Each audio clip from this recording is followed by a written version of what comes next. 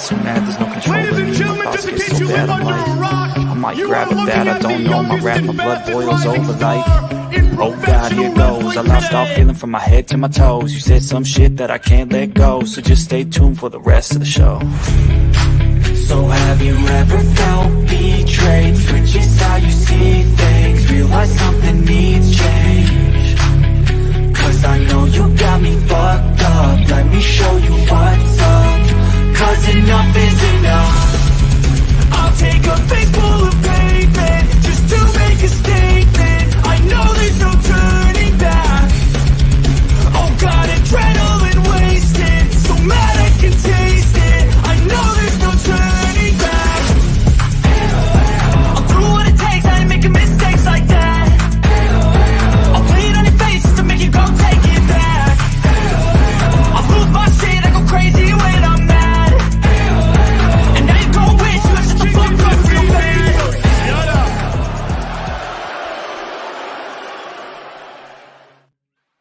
What is up, wrestling fans? This is the dawn of the watch along. BX Sports Jedi Kev, and with my watch along soldiers, we have the Charles, the Terrence, the Samurai. But let's start off and throw it over to Charles. Salute, Charles. Hey, how you doing, guys? All right, Mr. Terrence. Yo, what's good? Tribal Chief here. Let's go. Acknowledge him. And the man who cuts with his words, Samurai. Hola, ¿cómo está? All right, gentlemen, it's getting hot in here, isn't it? Woo, folks. It's hot. It's been hot, but it's not as hot as NXT Heatwave. Boy, that night of fun. The inaugural Heatwave episode on the USA Network. First and foremost, you had Paul Heyman cutting the promo, narrating it. There's the show from the Performance Center. We go right in. We go into the top-notch match for the United States, not the United States, the North American title. Excuse me. I'm predicting Carmelo Hayes getting the United States title in the near future. you know me. I'm a mark when it comes to Carmelo Hayes. But what a match between Giovanni and Carmelo Hayes, along with Trick Williams in his corner.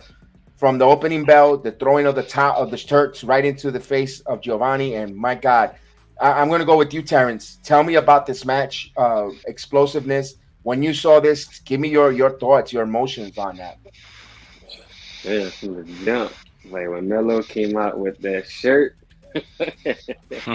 when he came out with the shirt, I was like, yo, he put something good for that. This better be something good, man.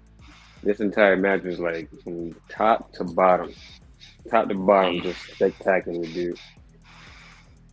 Yes. I wish they would fight one more time. Oh, Ooh. Yes, Samurai. This match with the back and forth. Carmelo Hayes launching himself, the quickness, the speed. They went like about a good 10 to 12 minutes of nonstop wrestling action, back and forth from springboards to all kinds of quick moves. How did that look to me, Charles, and Terrence were at NXT Live, but you have the pleasure to be at home and out in Ohio. How did it look on television? How did that chemistry and how did that action look through you there? It was actually amazing. It was pretty fun. It was high impact.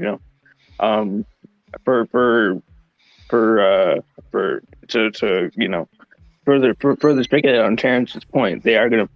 I think they will fight again for the North American Championship. But it's at the same time, I feel as though Giovanni should have won that match. Okay, when I look at that, I'm gonna throw it right to you, Charles. When I saw that match there, it was, honest with you, I felt it was 50-50. The match could have went either way because Carmelo's already two-time North American champion. He looks like he's ready for greener pastures. But also Giovanni, can say the same thing, but Giovanni will, maybe a title run somewhere on NXT. And I thought 50-50. But Charles, besides that 50-50, tell me how your thoughts of the match. What's your input on that? Same question from that I mentioned to Terrence and Samurai. intensity. That's what I would say. That match was back and forth, 50-50. Rewatched part of it today. Those knife hand chops were as loud as I thought they were. So that they knew how to get into that. I don't know. I like Carmelo winning. I liked it a lot better than Gio. I can see him kind of going on to something different than going for the North American Championship. But I really liked the intensity of the match was just nonstop, like you said. I think they got 15 minutes total. A little bit. You had Trick interfere for really wasn't interference and him get tossed. So you can say it was a clean finish with a wink, I guess. So, Don? I agree with you there. I'm thankful that the referee, when the minute Trick Williams stepped forward in the ring, and nothing was sent neither way. No. He didn't interfere per se in the match. He got in the ring. I'm glad the referee didn't throw it out. I think the crowd would have been disappointed on that kind of a finish with a disqualification. That was a narrative that a lot of WWE haters always complain about WWE. Oh, too many disqualifications. I'm glad the referee allowed it, although we saw Giovanni and him aggressively got tired of Trick Williams. And one time the referee didn't see when he grabbed his foot and knocked Giovanni on the floor, on the ground. But I like the fact that he got powerbomb, and boy, that powerbomb looked phenomenal. The way he just picked up Trick Williams is no little puny guy. He's big, tall dude. Picked him up, elevated high, and just slammed him there. Samurai, were you excited to see Trick Williams get power slam like that? Yes, he deserved it. I get it, man. Oof. See, and that's why I think him losing to Carmelo in that fashion still puts him over. Because he can still move on to, if he goes on to the NXT Heavyweight Championship, then the NXT title, then he's still over. Yeah, and what a freaking power Hurricanrana at the end there. I thought he might have hurt his head because but when you look at the replay slowly, great job on Carmelo Hayes for protecting Giovanni's head. He kind of squeezed his thighs there where it looked like he might have gotten the head pinch there. Those little tiny inklets is what's going to get Carmelo Hayes elevated if he's a safe worker in the ring. What's your thoughts on that, Samurai? Then I'll throw it to Charles. Well, I mean, like the small details like that. I think that Carmelo's a safe worker. I mean, he's not going to go out there and intentionally hurt somebody. He's not Nia Jax. Yeah, I went there. Yeah, it's all good. I mean, I just feel like, he actually is, according to rumors and speculation, getting caught up soon. So I don't know when he's going to lose that title. And Charles, the safe working with Carmelo Hayes, we get to see him week in, week out. He's improving as an in-ring talent. Oh, I was just talking with my fiance about that prior to coming on. And I was like, can you think of a non-clean match he's had? And then even watching this one, I was going to ask Samurai, it started with a quick botch, and then where I think Carmelo clipped Gio and kind of got him. I don't know if Carmelo got his receipt in that match with some of those knife hand chops, but it was one of those where I think Gio landed right on back of Carmelo's boot or something. It just wasn't supposed to happen. But I don't know if you caught that, Samurai, and if you saw that at the very beginning. But no, Carmelo's safe. He's good, athletic, takes care of his opponent, but also brings that intensity. Like I said from the very beginning, very intense match. Indeed. There. Yeah, I actually didn't catch that, but I'm going to have to watch it again and see. I think it's right at the beginning when he's supposed to go under Gio, and he clips Gio's leg, so Gio goes down, and since Carmelo stops from getting caught, he just lands like face to Carmelo's boot, like bad. Yeah, and that's what. And I'm glad you mentioned that, Charles. When a lot of those knife edge chops sometimes are like when you botch a move or veteran trying to put a younger talent in line, hey, stick with, you did something here that was not safe, but to us as the rest as audience don't really see those inquisits, so they get those knife chops. So that's like, hey, fall in line. I'm glad you mentioned that, Charles. Good observation. Good point there. I don't know if all those were for botches because some of those, man, were ridiculous. Oh, Woo! if you know where we sit, you can see me and my fiance just reacting. Ooh, it was. And it sounded loud in person. I'm pretty sure it sounded loud in TV. But we still North American champion and maybe future U.S. champion, Carmelo Hayes. Yes, indeed. Yes, I loved it. To me, and what a way to open up Heatwave just to start the match, just to start the whole program. My goodness, it was nonstop. This was awesome. Be honest with you, you're like, what is the encore we're gonna get here? Because that was like, whew, I can't believe it. Before I'm gonna go to the next match, I want to hear Terrence. Terrence, give me your thoughts on the Carmelo Hayes and your assessment on the whole match. The way Carmelo Hayes week to week getting better as a performer, and that Hurricane at the end that he kind of protected Giovanni's neck really from getting really injured. Looked at really bad, but if you look at the replay, he kind of squeezed his thighs to protect them. Give me your thoughts there. Yeah, man. Let me just say first off for that, he obviously he's a fan of Giovanni, backstage and like in the ring. But as far as just like him being his progression and every week just like delivering bangers on top of bangers on top of bangers.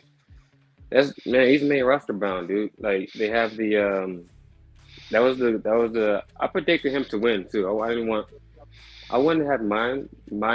I don't know if you guys talked about this yet or not, but I wouldn't have minded if Vinci would have won, but I feel like the right person won. And then as far as that finish, like I said, he just he's protecting this guy. He's not trying to like you want to deliver a fantastic match, but you also want to be not too careful, but just like know what you're doing in the ring. But overall, man, he delivered. That match delivered. That match was on fire. Like I was mentioning, I said it was 50-50 because you didn't know who to win. Like you said, I of course, everyone knows I'm a mark from Carmelo Hayes. To me, he's the best. To me, my favorite wrestler in NXT right now. I think he's just and what a nice guy as well. I think second behind it to me it is Giovanni. I really like Giovanni. I think he's just main boss today. Here's the reason why I think Giovanni is over more.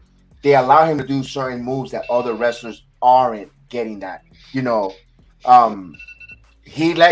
him to do suplexes, the springboard, off the ropes. And by the way, the ropes were loose like crazy. They had to adjust it after that. And it wasn't really good at sometimes because you saw Giovanni wasn't certain a little losing his balance, but I'm glad they made the adjustment there. But man, the moves that they allowed Giovanni to do with this power bomb and the power is way above the other talent. Insane, dude. Insane. Like that one spot when Carmelo and Trick was outside and he did like you said that springboard. Yes. Yeah, the double springboard or whatever it was. Yes. Man, bro. His balance. So where Don and I were at because he came right at our turnbuckle. His balance on those ropes. It's good. It's really good. Yes. Especially for a guy his size too. Mm-hmm. And despite in defeat, he got over even with the crowd. We all gave him a hell of a standing ovation. We gave him a clap, a standing ovation. We were gratified. We were appreciative of the match he gave us. I know it didn't I don't know if it came on camera, Samurai, but I'm pretty sure because they turned the lights down. We, just to let you know, a little kayfabe, everyone in the NXT arena gave that man a clap. It gave me a little bit. I'm not saying exactly like that, but it gave me when Stone Cold passed out against Bret Hart, something similar. I'm not saying exactly like that, but in a bizarro world, it felt that way. I don't know, Charles. How did you perceive that? Definitely not that intense. Sorry, definitely he got over. It was one of those that I felt that no matter what, whoever won or whoever lost got over in that match. It was a winner for everyone. Mm-hmm. Sorry, that Stone Cold Bret Hart is dear to my heart. No, it is. No, I don't want to say exactly like that. That's why I put the quotes warning. I said in a parallel weird world, different in a you know those for the comic book nerds like myself. Earth number 606 to Earth 4, something like in a bizarre world. It kind of felt like that was the NXT kind of world of a little bit of vibe there, where you can see now Giovanni be a crowd favorite going forward because of it. If he's going to put that kind of work and doing those springboards and that performance, it'd be interesting to see where they go forward there. What feuds are going to now perspire? Who's going to step up now to Carmelo? Is it going to be Wes Lee now? After he got rid of Trick, for that for the North American title, I'm thinking that's where me personally, I'm thinking I'm going that route because I still think that somewhere somehow in my back of my crazy mind we're going to see Nash Carter returning to WWE just because of Trick Williams interfering with Carmelo, and I don't know, that's just me. I feel it's going to be Cameron, the Dark Cameron now. With the schism. With the schism. Yeah, what I called weeks ago. So you think it's just a Dark Cameron? You think saying that Dark Cameron, you think Melo is gonna eventually be like a neutral or like a babyface or something like that? I think what we saw with Gio right here, because how the Don just explained that was kind of perfect, and I now get more what he was meaning in this alternate nerd universe that we love with this comparison. So I think it just popped in my head because again, right here on this channel, I called the Carmelo, Joey Gacy and the Cameron Evil right here before it happened, and I think it's going to be Dark Cameron. I see him attacking Trick without Carmelo around to get to Carmelo, and that's how he's kind of going to be introduced. That's bold, but I see a dark Cameron coming. Samurai, your thoughts on that? You think you? I mean, what do you think? I agree with it. I mean, it makes sense. The only thing I don't want them to do is cut Cameron's hair and his fucking beard. And no contacts. Yeah, no contacts, exactly.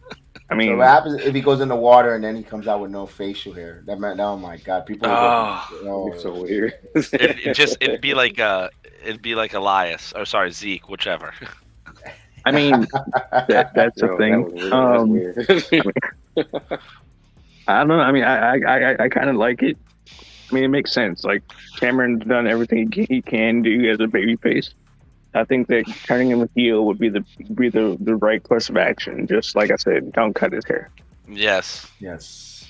All right. Let me address. Heel says one of his favorite wrestlers, Bron Breakker, and Ariana Grace. It has great potential. Ariana Grace does have great potential. We saw her, and she'll be on Level Up. She took on Avi Niles, but Ariana plays the role of the heel perfect. Her mannerisms, her eye movement, her body language is of a heel. Even the all the facial expression, you could tell that she's been in a family lineage of wrestling with Santino Marella, and I think once she gets greater with her wrestling skills, she'll be a top wrestler in NXT. Ladies coming up soon. She got her first win over Thea. Yeah. All right, so we'll move on here. We saw a footage. We saw when Toxic Attraction was reviving in the venue, but they bumped into Bron Breakker. We didn't really see that promo, Samurai, because we did, but we couldn't really hear it because we are so loud in NXT with the crowd chanting. We chant for anything there. They give us free T-shirts or whatever the case is, that we enjoy the festivities when those promos run. We saw kind of weird there. Randy kind of suggesting that good luck winning the title, like she's going to win her title, like making seem like he's not going to win his. Did that perceive that way, Samurai, on that promo? Yeah, it did. I'm not going to, sugarcoat anything. It sounded a little weird. It sounded like weird with her saying that.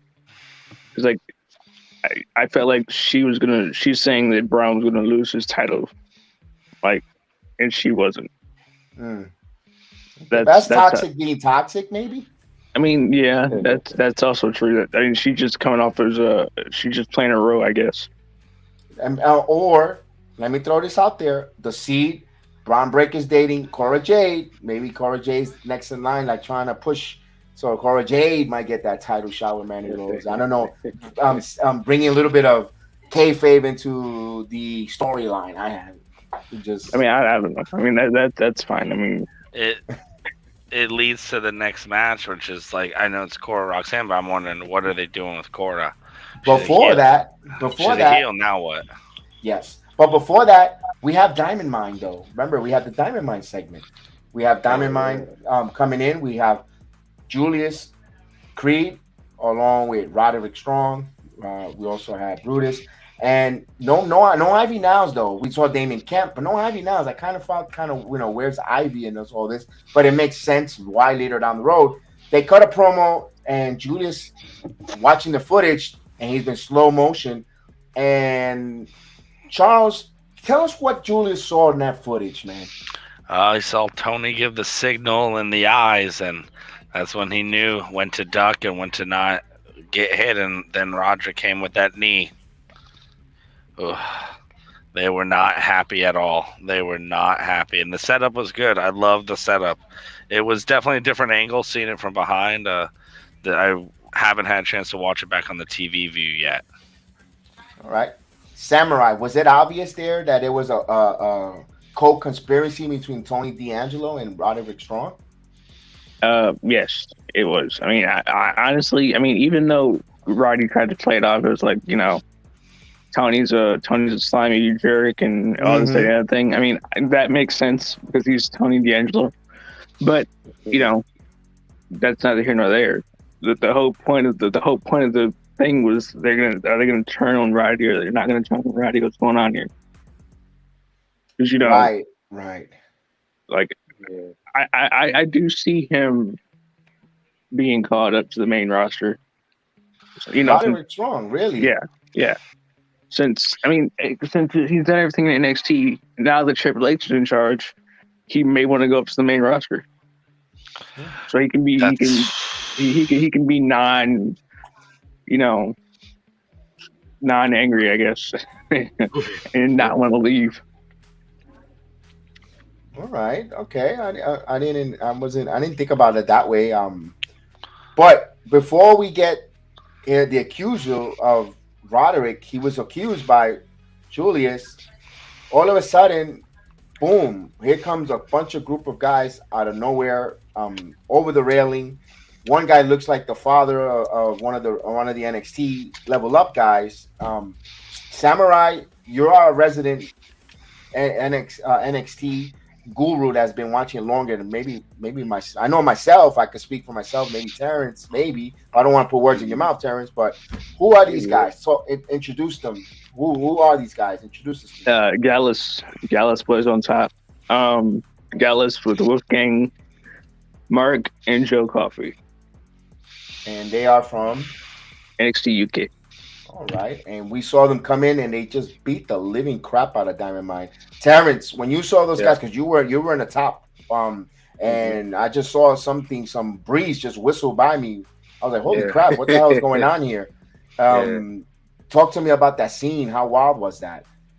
Well, that scene in particular, because I didn't know who they were, but like, and I noticed it because, like you said, I was sitting at the top, so I seen like when like all three, I think 3 or 4 of them, they came from different like sections and stuff like that, and I was like, wait, who the hell? They just started running down the stairs. I like, hope one of them trip over because that's gonna mess up a whole segment if they trip over those stairs. But yeah, that scene was crazy. That was chaotic. I didn't know who or what was going on. I just know they was out for some kind of blood, Oh yeah. As you can see there on the picture, right there, I'm there with my wife with the yellow Hulk Hogan shirt, and then Charles's fiance is right next to the guy with the green Bulls jersey, and of course Terrence. Wait a minute, let's go show Terrence because we had Terrence a little earlier, and Terrence, if you see him here, yes he is. Look at Carmelo Hayes when he has his fist up in the air, count over a couple, 1, 2, 3 people over, and there he is. There. I like Solo, but I like Melo too, so But that's why we're passionate about talking about the NXT because we've been there, we see it, and we're not gonna just tell you what other folks think perceive. and don't give it the right respect to it. That's why we have that passion for it. But I'm glad to see that now, like the kind of tonight, at least for the theme of tonight, we saw the UK, that facet from UK come over. And as the night goes on, there's going to be more and more surprises there. We get a backstage promo from Von Wagner with Mr. Stone. After that match with Solo Sikoa falls anywhere. I'm glad we know Solo Sikoa is out for a little bit of an injury, but I like that they brought back and they allowed Von Wagner to talk more on promos. I think he's a big guy who's ready to show us that he's a badass. I'm glad that they didn't bury him along with, because Sikoa is not around. There's nothing for him there. I like that promo. What's your guys' thought real quick on that one? Great promo, yeah. It was a good promo. I mean, I still don't know what a Von Wagner is, but He's from the 80s, man. He's from the 80s, bro. I would break you. Hey, I think and I think he's good.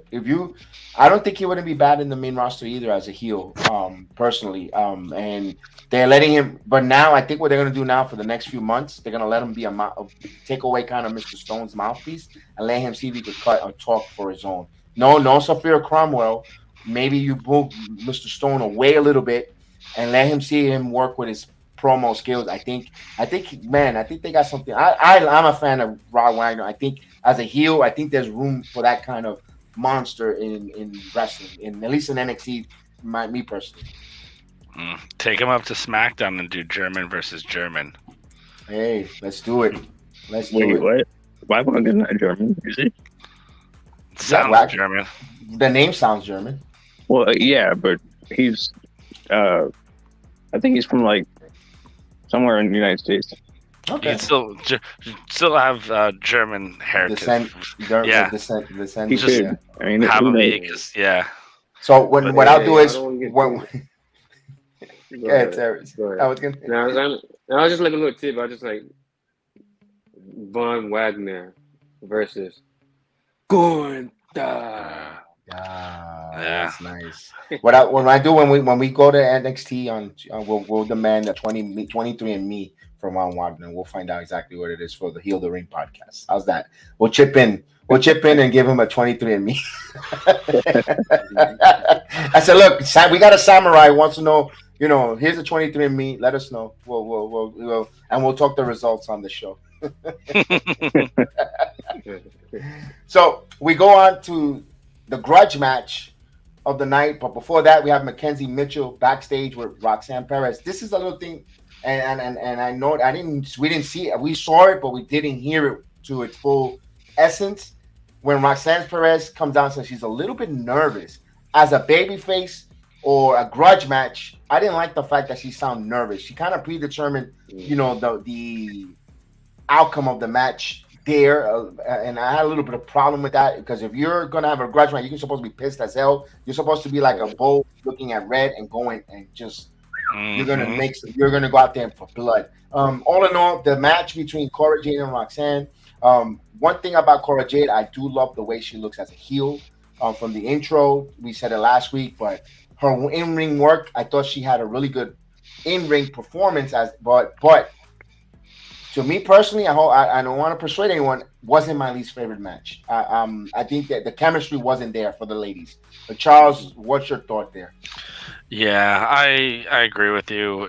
The chemistry wasn't there, and then to kind of top it off, they had to bring the same intensity coming off the Carmelo match.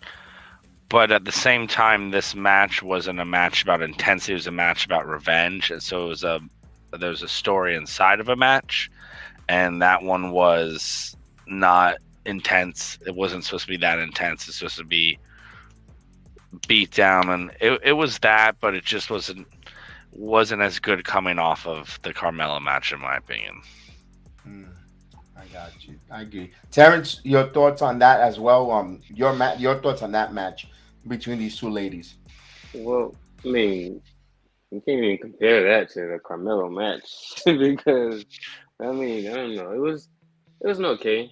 Like you said, we understand the story, but as far as like the match itself, like I think it's just like it had its good moments or whatever. Like I think for the most part, it kind of dragged a little bit. And I remember telling somebody that I was sitting next to, I was like, yeah, they don't have. They might be best friends, but they don't have that same. They don't have that chemistry out there. And I wouldn't really like. I don't know. I wasn't really feeling this match too much.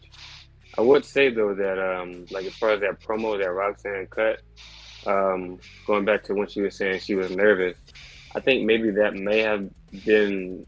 I think that may have had something to do with that little bit of thing that happened later on during the match, and she didn't want to like lose emotions or something like that. She didn't want to, go too far. So, Yeah. all in all, it was alright. Okay, Terrence, go ahead and reference what you meant. Tie it in. Go ahead. You got free reign. Okay. Go. Tie it in. I was trying to be a little safe, yes. but No, I appreciate it. No, thank you. Yeah, but yeah, because like I don't remember the entire promo itself, but when you said when she was nervous, like I think it was tying into when Cora had when she brought in the kendo stick or whatever black thing that was in the ring. And I think Roxanne kind of knew Cora would go that route a little later in the match.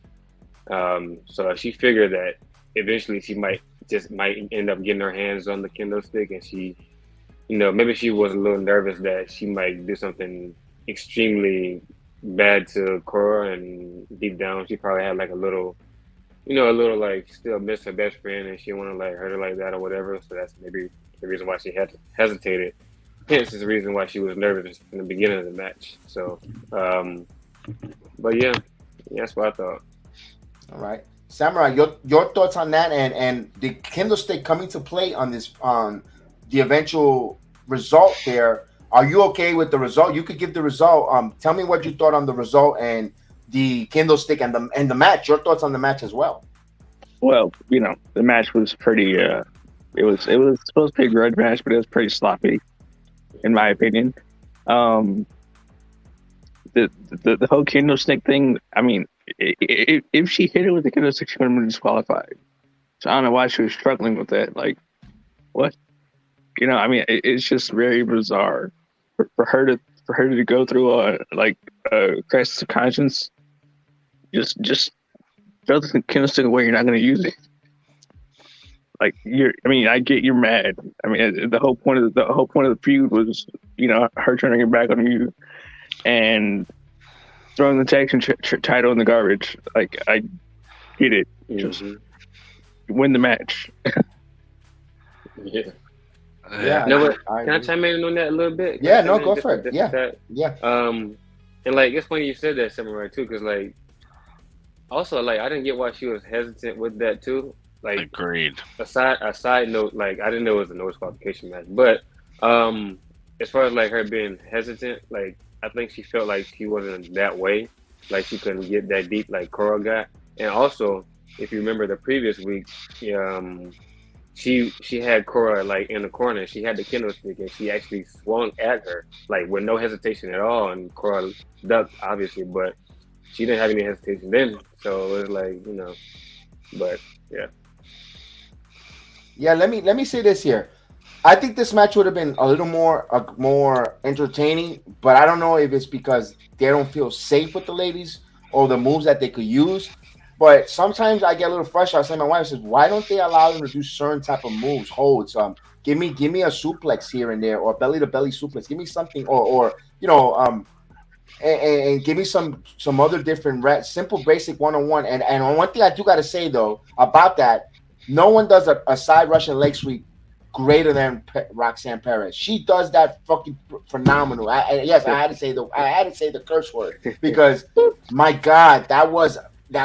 I'm sorry, it was, and I'm like, whoa, she really executes that perfect. Now give me something more.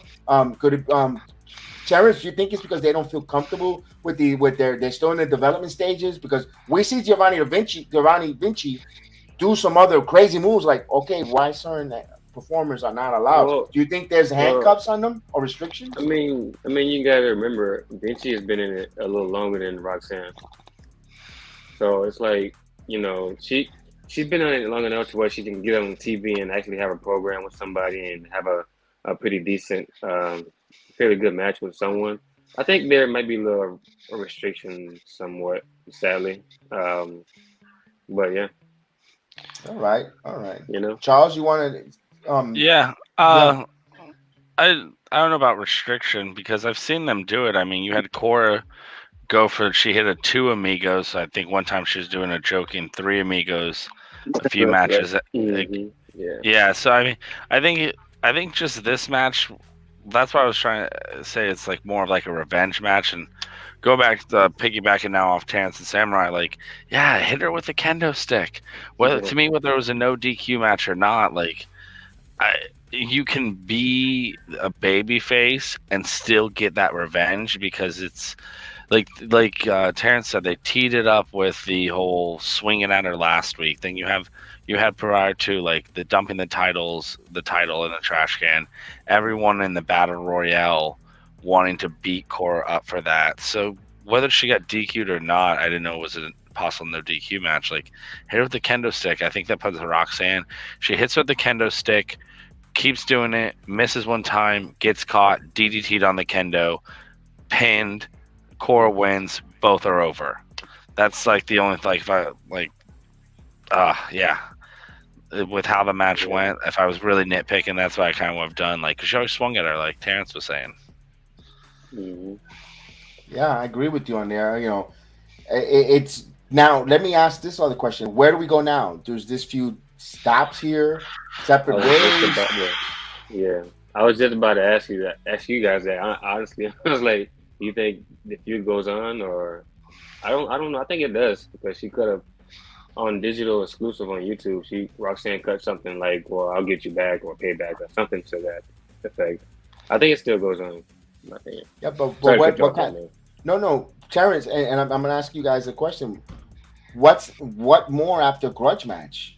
What is there? You know, and what they should have fought outside and just even if they were just throwing punches to the air, but give me something outside or something. What kind of match do you want to see these ladies? Because the chemistry is not there. I don't want to see them in a regular ring. We're going at a match there. It to me it wasn't appealing unless if they're gonna really work together and wow us. But Charles, what's your thoughts there? Yeah, I don't know where to go from here. I think just a good old street fight is the only other thing, or a cage match. That way, there's really because Cora kind of ran around in the very beginning. That way she can't escape, but the chemistry didn't seem to be there last night. I mean, it was off. It was a decent match, but yeah, chemistry wasn't there. So I don't know after this where to go with them. I think maybe take Roxanne off TV for a little bit if you're going to continue it, so that way all of a sudden she could just attack Cora from behind in a few weeks. But other than that, I have no clue. Samurai, I'm giving you the pen. What's your creative? What's your thoughts? I mean, really, I mean, to me, honestly, the feud is dead. So, Okay. I mean, they can't do much more with it. I mean, if they do a cage match, that's fine. I mean, they can do a cage match, but if they do the cage match after that, it's over. Yep. There's nothing more they can do. Like, I mean, I really think that Roxanne needs to move on to something else. I like Cora Jade, don't get me wrong. Roxanne, she's greater than Cora Jade, if that makes sense. She's younger than her, too, so it makes even more sense that, like, they're going to strap the rocket back to her. Yeah. Okay. Now, let me ask this. You know, I've been now privileged to go since, you could say now, late May, early June to NXT. Do they ever do a cage match at the Performance Center? Yes. Okay. All right. I wasn't aware if they ever did a cage match. War Games. In that place? Yeah, they did. It's back-to-back cages. Yeah, because that's a small facility small compared to the Full Sail. And I can see it. Yeah, you know. But yeah, go watch War Games. That's fact. War Games this past year was Toxic Attraction with Dakota Kai versus Cora Jade, Raquel Gonzalez, Irosai, and who was the fourth? Alba, the artist for the new artist Alba Fire, but she was Kaylee Ray. Kaylee Ray. Yeah, she was Kaylee Ray. So it was Okay. that was and they did two rings cages side by side connected, and it's in the performance center. So All They right, probably all had to right. maybe they have have to less move seat. capacity or Oh, something everyone, like there's that. no floor seats. Go look at it on the Peacock. That's what There's it Okay, was. no okay, floor that makes sense. seats, It makes and sense. the glass is up so that dawn. So basically, your seats While the front rows. are the front row. Yeah, Got you. Got Oh, you. okay, okay. I I got will you. I will be camping out that day for those seats. Like they do early on every week. You gotta Well, be there. You gotta be there at 8 o'clock because people get there at 11. oh no, people get there at like 9 a.m. Oh, damn! Yeah, Wow. well, I think capacity will be more limited. No, but I'm saying to get there at 9 o'clock, you don't go in until you don't get into the arena until you don't get on the bus until 6, quarter to 6. All that time Yep. without eating. Mm. Oh, they eat. They have. I mean, I can't. I tailgate like it's a football game. Wow. Yep. Wow. They be out there. God bless you guys on the NXT. Or, man, I get there at 4 and I'm thinking I'm a little early, but no, that line's already building. You But still we get shot. pretty good seats though when you're there. You say you get there Yeah, at 4. yeah. You know? Yeah. That whole front row, absolutely. they be out there. They're mafias. That's the mobsters, man. Those are the, Hey, don't come yeah. after me. I'm a front row person. Yeah, those are the mobsters, man. Those are main family. There, you kidding me? Oh no, not all of them. I'm not main family at all. That's the universe. Those are the diehards. They're there all the time. Mhm. Yeah, but we know hopefully when we do this project, maybe we get our own. Say we'll be the heel of the ring section of NXT. But we move on here. We'll move on. We can always wish big.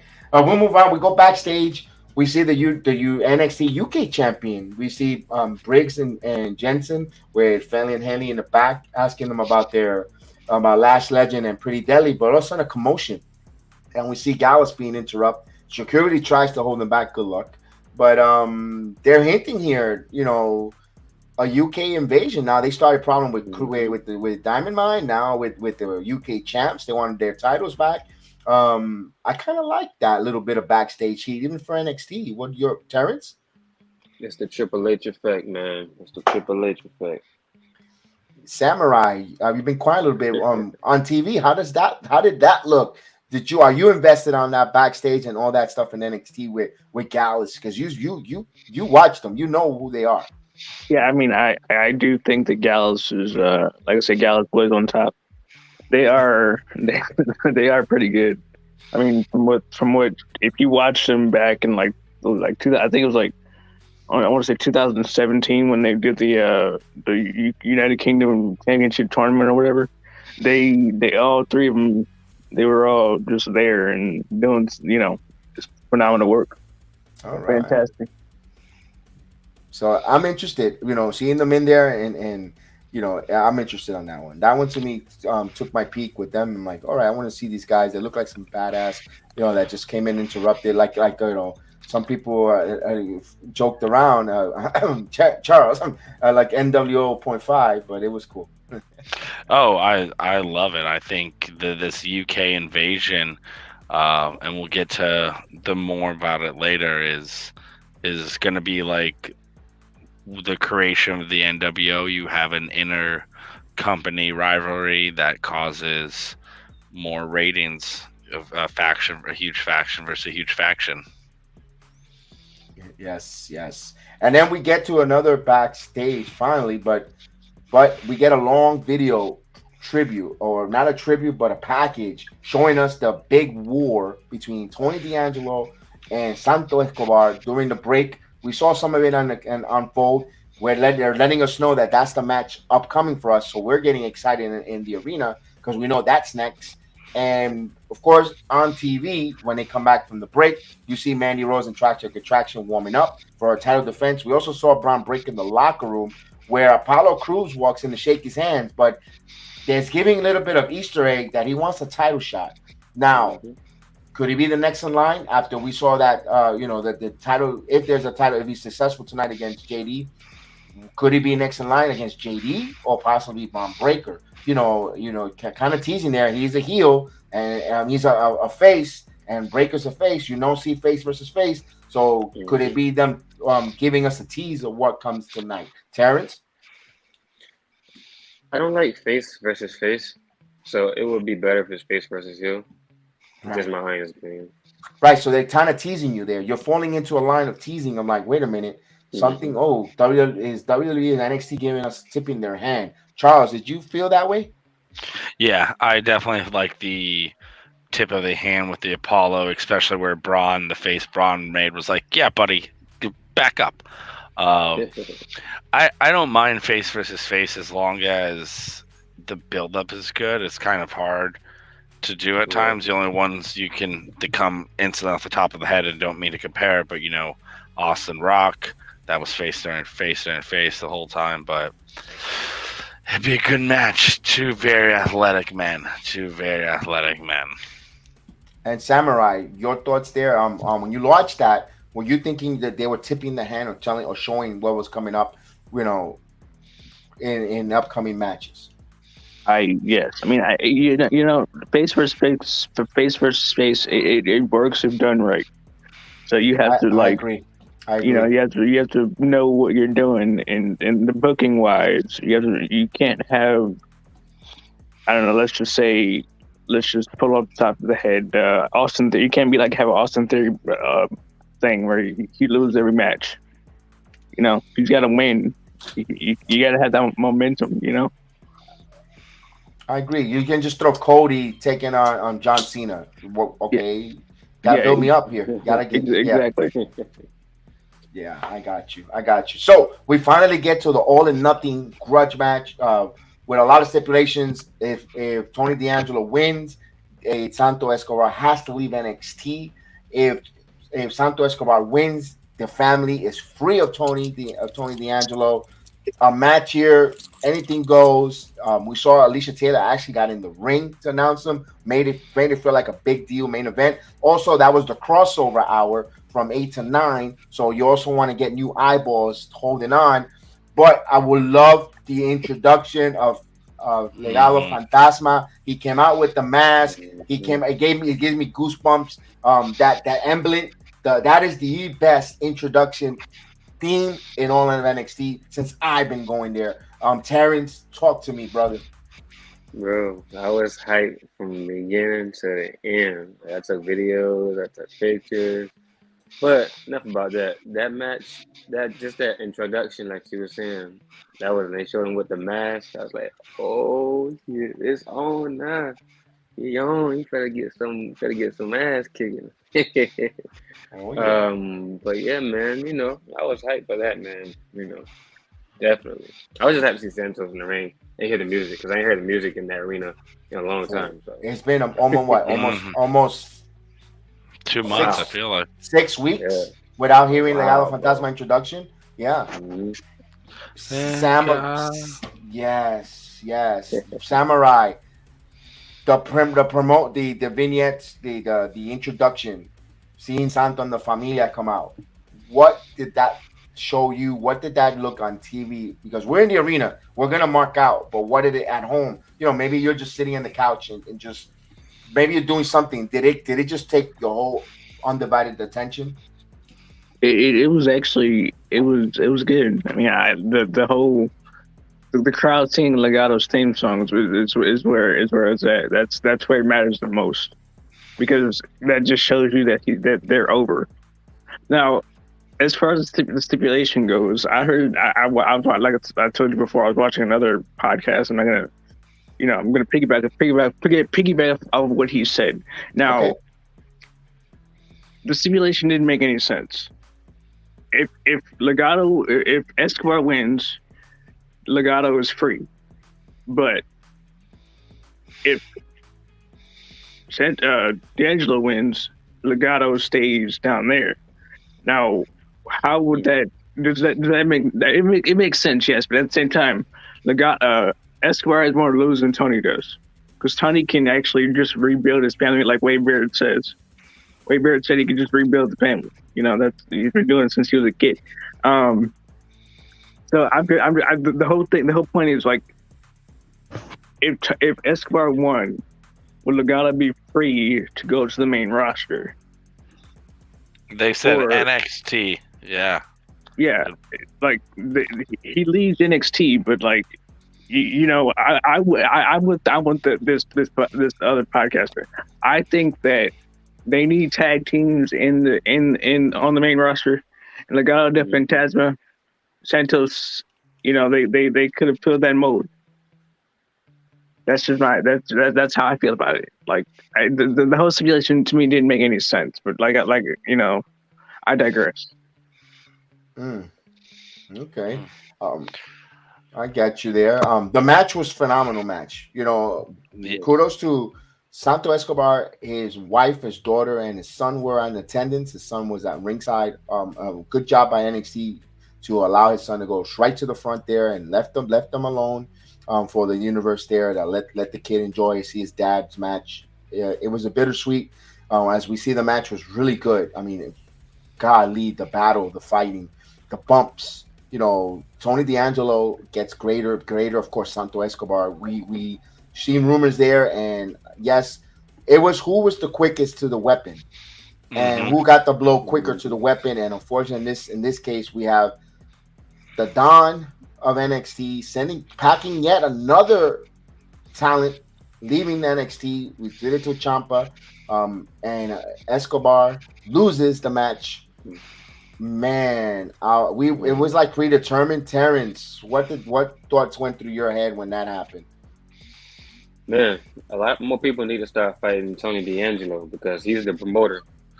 He's the promoter for everybody going to the main roster. But it was bittersweet. We all kind of knew what was going to happen. Like, we didn't know how it was going to happen, but we knew what was going to happen. But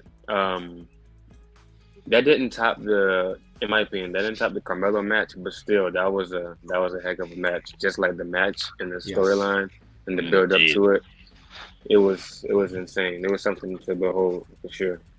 Yes, Charles, talk to me about that. Oh man, great! Another story inside of a match. It definitely feels like a Shawn Michaels produced storyline. He falls into the Triple H tree, all that. Loved it. Kind of piggybacking on Samurai, I agree on one part, him going to the main roster. I think they're going to bring Escobar up to add to not the tag teams, I think the Intercontinental United States, because they are really highlighting those two titles more. So I see him being able to jump in kind of right away and be able to vie for one of the, not like immediately be a contender, but be like, he's a challenger, if that makes sense. And again, the match, the Tony match, was he Good Luck Chuck over here? If he puds you on the main roster, love it. I love what they do. Their chemistry was great, those two.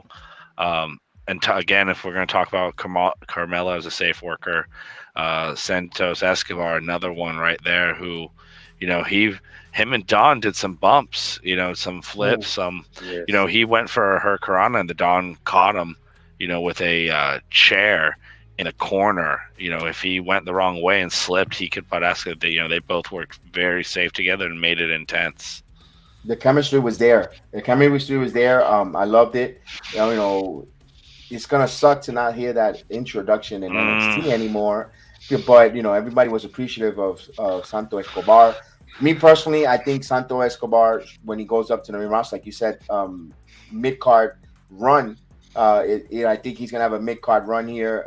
Personally, do you see him singles totally by himself? Like I would love, but I if you're not gonna bring Wilder and Joaquin up, and Lopez, I would love him. Just put him with the Lotharios. Let him have a new Legado Fantasma, a new group. You can even call him Legado Fantasma. Just say, listen, I'm gonna recruit La Raza. That means the race, and you bring them. And they have a lot. They're Latino, Mexican, and with Legado del Fantasma, it works under that umbrella. Get away from the comedy with Garza. He changed his name back to Angel Garza. I know that they want to tease now with Maxine, with Maxine Dupree, right? But get him away, let him come in there, let him be a badass, and let him just go out there, another group, another faction, another family that could be a threat to the. You want to start off after New Day's done with the Viking Raiders, let him go and beat up on the New Day, get him over with the New Day, let the Viking Raiders move on, to bigger and better things, going forward there, and I would love to see that. You imagine the matches with Santos Escobar taking on Mustafa Ali, the quickness, the speed, the agility. That's on a Monday Night Raw. That's and the way Triple H is booking and doing his thing, or even with Cedric Alexander. I think that's going to great match. Samurai, talk to me. How does that look to you? In that kind of booking, are you good with that? Yeah, I am. I mean, it's like I said, in the Triple H era, and anything is possible. Like, if it was Vince, he would have died like 3 weeks after you got caught up. Yeah, because let me throw this by you guys. Sorry to interrupt you, Samurai. You bring him for Legado del Fantasma or Escobar with a new, enough with the gimmicks with Lotharios. Now we're going to be something serious. Vamos a hacer las, in Spanish. Vamos a hacer las cosas diferentes or something different. He goes after Hit. Now you have a group to go after Hit Row. Remember, Hit Row now is in WWE. You never know. If you don't know now, you know. I mean, realistically, they did bolster the tag team division with Hit Row, and they could have done the same thing with Legado del Fantasma. But then you said adding Santos Escobar to Los Lotharios. I mean, it works. They all know each other. They worked in the Indies together. So, I mean, I can see that happening. Yeah. I just don't know whether or not they're gonna do that. I mean, if they do, then more power to them. Right. I want them to. Because I really do like Humberto Carrillo and Angel Garza. I think that they are one of the most underrated tag teams out there. I mean, now that I'm just beating a dead horse at this point. But now that Triple H is in charge, they're gonna get a more serious role. Right. And they had a hell of a match. They had a hell of a match with the Usos. Remember, if you remember when they lost that, when they lost to the Usos, but still they got over. I thought they had one of the best matches, even despite losing a couple against the Usos. I think it was like early July. I was like, whoa, Lothario was really impressed. Yeah. That's what I'm saying. I like the fact that they're doing the right thing by making these tag teams more, they're emphasizing tag team wrestling, if that makes sense. Right. And I know, Terrence, I'm going to throw this to you, but let me throw you a scenario. We saw about May where Santos Escobar kind of disrespect Rey Mysterio with Legado del Fantasma when they were in NXT with Dominic. Maybe that's a possible feud, but if they get away from that Judgment Day, let Judgment Day do his thing. That's fantasy booking. What's your thoughts on that? Would you like to see that? Santos and Ray were bang. Tell me about it. Santos, and then I don't know if somebody's seen in the chat. I put Santos and AJ. Ooh, or the Miz. Yes. Or the Miz. Safe work. Miz is a safe worker. Yeah. He's a safe worker. So is Escobar. Sure. They could push the limit and help him get him over. And just get that. The matches will be phenomenal there. Right. And just yeah. But listen to what you just said. Phenomenal. AJ Styles. You're right. You said it right. But it'll be hard for an AJ Styles to put a Santos over. Like, would you really want to see AJ lose that? But I know in this point of the career, true. It's like, damn, you got a few years left. Let you go on a nice run. Charles, you've been quiet here. Talk to us. Charles there? Charles got a little bit of difficulty there. Okay. The endless amount of matches we could fantasy book with Santos Escobar with this matches. Charles, you're there, buddy. Yeah, sorry. I had it on mute. I always have it on mute just so you assume. Love it. Love anything you come with. I even was thinking Ciampa, and so you could do the Miz, you could do Ciampa, AJ, all of them. He's a worker. Yeah, he's a worker. I love that fact there, and I'm excited to see him. I think he shows up in SmackDown. I don't. That trash team going to. I mean, the rumor draft is actually it's supposed to happen after Clash of the Castle. Oh, there's gonna be a draft. Oh, really? Yeah. I mean, I'm not sure. I mean, if they do it, they got to do it right. It's kind of beating the dead horse at this point. Like, I don't think we should have a draft just because it's cool for ratings and stuff like that. You get to have stars on different shows, but we already basically getting that nowadays now. So Drew McIntyre showed up 2 days ago on Raw. Just wasn't expecting it, so it's like. I mean, he did show 2 days ago on Raw, but he had a reason to because if he wins the title from Roman Reigns, he can show up to Raw, True. SmackDown. He can do the live events as a champion, A fighting champion. But here's a suggestion. Why don't they just instead of having a draft, certain wrestlers, certain talent, just X amount of weeks be seen on SmackDown and then rotate them into Raw and back and forth. So like that, also, you're going to see a different set of of performers, talent, week in, week out, no matter which show it is. Because I'm not gonna watch Monday night because I'm gonna see Piper Nevin only fights on Monday. So I hate to pick on Piper Nevin. You don't notice I didn't call her by her ring name now, but I'm talking about that kind. If she sometimes shows up on Friday night SmackDown, something different. For a couple of nights. You don't have to bring her every Friday night. I would like that kind of variation. Screw the draft and just rotate them as they need. Just that's just me. Yeah. I mean, like I think when they kept having the draft like for these past couple of years, and I was just like, okay, it's not. I mean, I'm an adult now, so it's not. No surprises. Like I've seen certain superstars on both shows already before, so it's not a big deal. The main thing we're looking for is fresh storylines, surprises, everything like that. Not just he's here this week. It's gonna be awesome because he's here. No, that was 2003, 2004, and 2006. When John Cena showed up. I was surprised then, but they're still going with it, so I can't beat it. I mean, maybe because Survivor Series coming up, and you want to make it kind of like a meaningful, teams. Maybe that's why they're gonna do that. But if that's the case, everyone's on board with this. We got to make NXT part of the Survivor Series again. Yeah, they definitely, they seriously need to bring that back because that one they had. I was just watching it the other day. I gotta watch it. I'm gonna be totally honest. I never watched it. No, the one in 2019. You didn't watch it? I didn't watch it. I was a little bit disconnected with wrestling at that time. When Keith Lee had that little moment with Roman Reigns at the end, even from the start of the pay-per-view, NXT, the whole package and video package and stuff. I gotta watch that. Okay, that's a must-watch there. 2019 Survivor Series.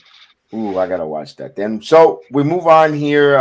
For thank you to Santos Escobar for being a really good performer in NXT. I know everyone in the Performance Center enjoys him night in, night out.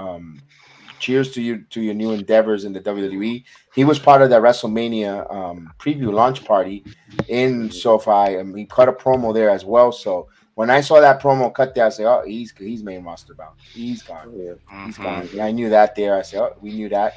But before we go on there, we saw something really, really wonderful in the backstage, and a promo that I think everybody got popping was Indy Hartwell. She receives a telegram, a letter, and who could it be from?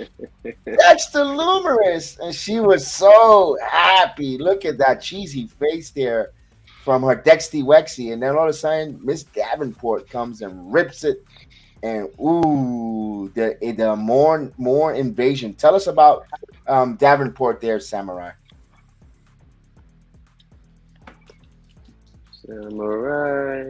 Samurai Hype. What? Hold on. Give me a second. Yes, He's sir. like, what? Well, let's see. Where do I start? The fact that she got the letter from Dexter. I mean, it all but confirms he's signed with WWE again. I think that he sent that. Yeah, there you go. There's a letter right there. He sent that to her, and then you have. I mean, you can see her like the excitement on her face. She's so happy. I mean, I don't know. I don't know what they're doing. I mean, he's stalking AJ. I mean, either AJ or The Miz on Raw, but where they're going with it, it seems like he's going to try and recruit Indy Hartwell, bring her up to the main roster. I mean, she's more than ready. I think so too. But then, where do you go from there? I don't know. I wanted you to tell me about Blair Davenport. What do we see? Blair, Yes. B. Presley. Yeah, I don't know anything. I don't know much about her. Okay. Because I don't think that when I watched NXT UK, I don't think she was there, or she might have been there, but she might have been B. Presley. But I didn't really pay much attention to her because she wasn't really prominently featured. But yeah, I kind of find it funny that she ripped up the ripped up the letter. No, it was, and not for nothing. If you follow Dexter Lumis either on Twitter or social media, he's a drawer. He loves to draw, and that was done by him. Mm-hmm. If you look at his drawing there, Charles, you think we're saying we're going to see the end of Indy and NXT? Yeah, it looks like that. Unfortunately, her time's coming to an end. I mean, it's been due though. It's been due. I love the storyline, how they're playing it. Don't know much about Blair, but I love the invasion angle. I love that they're bringing in a couple different champions, along with one Jansen Briggs holding the UK champions. So it's a nice little throwback to an invasion angle that I like, and can't wait to see it kind of play out. All right. Yeah, I mean, I just realized that NXT UK only has 3 championships, whereas how many they're going NXT 4. 4 okay, yeah, there are 4 on NXT as well. But like, do you do champion versus champion type thing, or what? Because like 3 versus 4, it's kind of the 4 wins. I guess. Yeah. Well, it looks like they were teasing it. Terrence, what's your thoughts on the Indy Lumis and the champion versus champion before we move on? I didn't notice it at first, but like when I seen it, I think I seen it. He's a pretty good drawer. So like when I noticed like the picture, and I was like, oh, okay. So maybe she is going to the main roster, which will make a lot of sense. So I mean, I'm happy for her for that. Like I'm not too familiar with the entire NXT UK roster, but it's good that they have. Even though NXT is fresh within itself, it's good that they're bringing over people from another country, from like the same brand under the WWE umbrella to make for more like fresh competition and stuff like that. So it was good. Yeah, I agree there. So we'll see what lies for Indy Hartwell. I call her the undisputed women's people's champion for us in NXT. When she comes out, she is nothing but smiles, pictures, taking pictures with everyone, and pretty much one of the most nicest talent on the NXT level. With she gets it when we're getting a crowd over and appreciating the crowd, and the crowd loves her. So if she goes up to the main roster, it'll be bittersweet because we're gonna miss seeing her there, but we know that she's there to be in the main roster. And I think hey, I always say, and I always said it here, she cannot be any bad than CJ Perry. Lana was up there with Rusev, and she wasn't all that when she got in the ring. So I don't think Indy could go. So no disrespect to CJ Perry, but you know what I mean. She's not a wrestler. She's not a wrestler. She's a model. A model. Yeah, well, that's what when she wants to get paid. When she's asking for almost six figures to go fight Nia Jax or Lena Falani in UK, is she's going to consider herself being a wrestler. I mean, she tried. I give her that. She tried. She had a few little tidbits in there. Yeah. Oh, but we have a promo with one of the hottest, and when I mean over, and also beautiful, but no disrespect, women wrestler in Tiffany Stratton, gonna take on Wendy Chu in a lights out match next week. How much more can you skin this pig? This got to be it. I concur. I mean, there's not much more you can do with Tiffany Stratton and Wendy Chu. I personally think they should really move away from the whole Wendy Chu sleepy time gimmick, because she's a professional wrestler. She's not like a cosplaying, whatever you want to call it. But to me, I get it. I get why they're doing it. But with all the kids in the audience and whatnot. But exactly, it's a little bit overplayed. Let's be honest. Maybe at least with this storyline. I think I don't think she's gonna be called up. I'm talking about Wendy. Anytime soon. But as far as like a change, like if and when they end this feud, she looks. I don't think she shows her full potential physical wise, just wrestling in those pajamas. Basically, I think she can do a lot more. So then just putting her in the feud with Tiffany, you can tell the difference between just that aspect of it alone. But yeah, I think this is like next week should be the last match for this. I agree with you. Maybe she changes instead of pajamas and sleep in onesie. She comes out in some pajamas. Everybody like, oh, wait a minute. Wendy Chu's growing up. Like, oh, whoa. Mm-hmm. She come out looking like Tiffany. And I'm like, whoa. Because if you follow her on Instagram, if you follow her on social media, she's a very pretty woman. Yeah.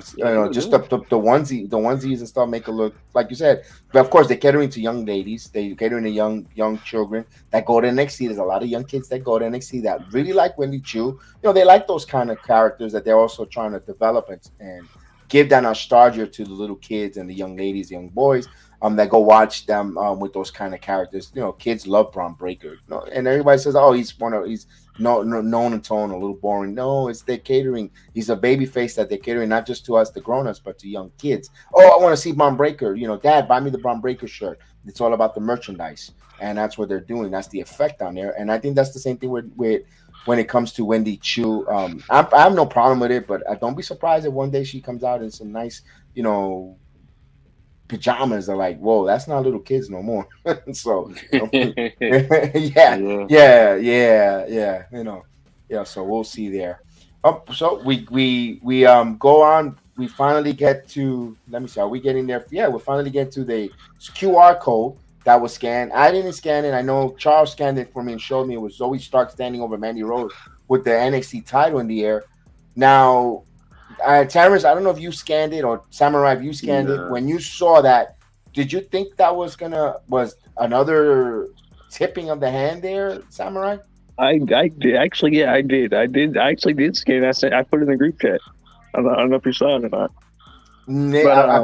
I try to keep my phone because I didn't want the RoboCop to tell me no videos, no footage, so I kept my phone. Yeah, no, I get it. But no, I did put it in the group chat. And it was I kind of felt like it was time for Mandy Rose to lose the title.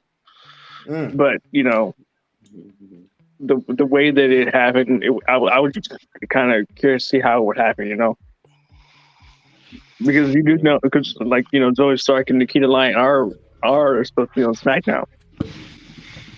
So how are they gonna get there? Okay. And I know, Charles, you showed me that yep.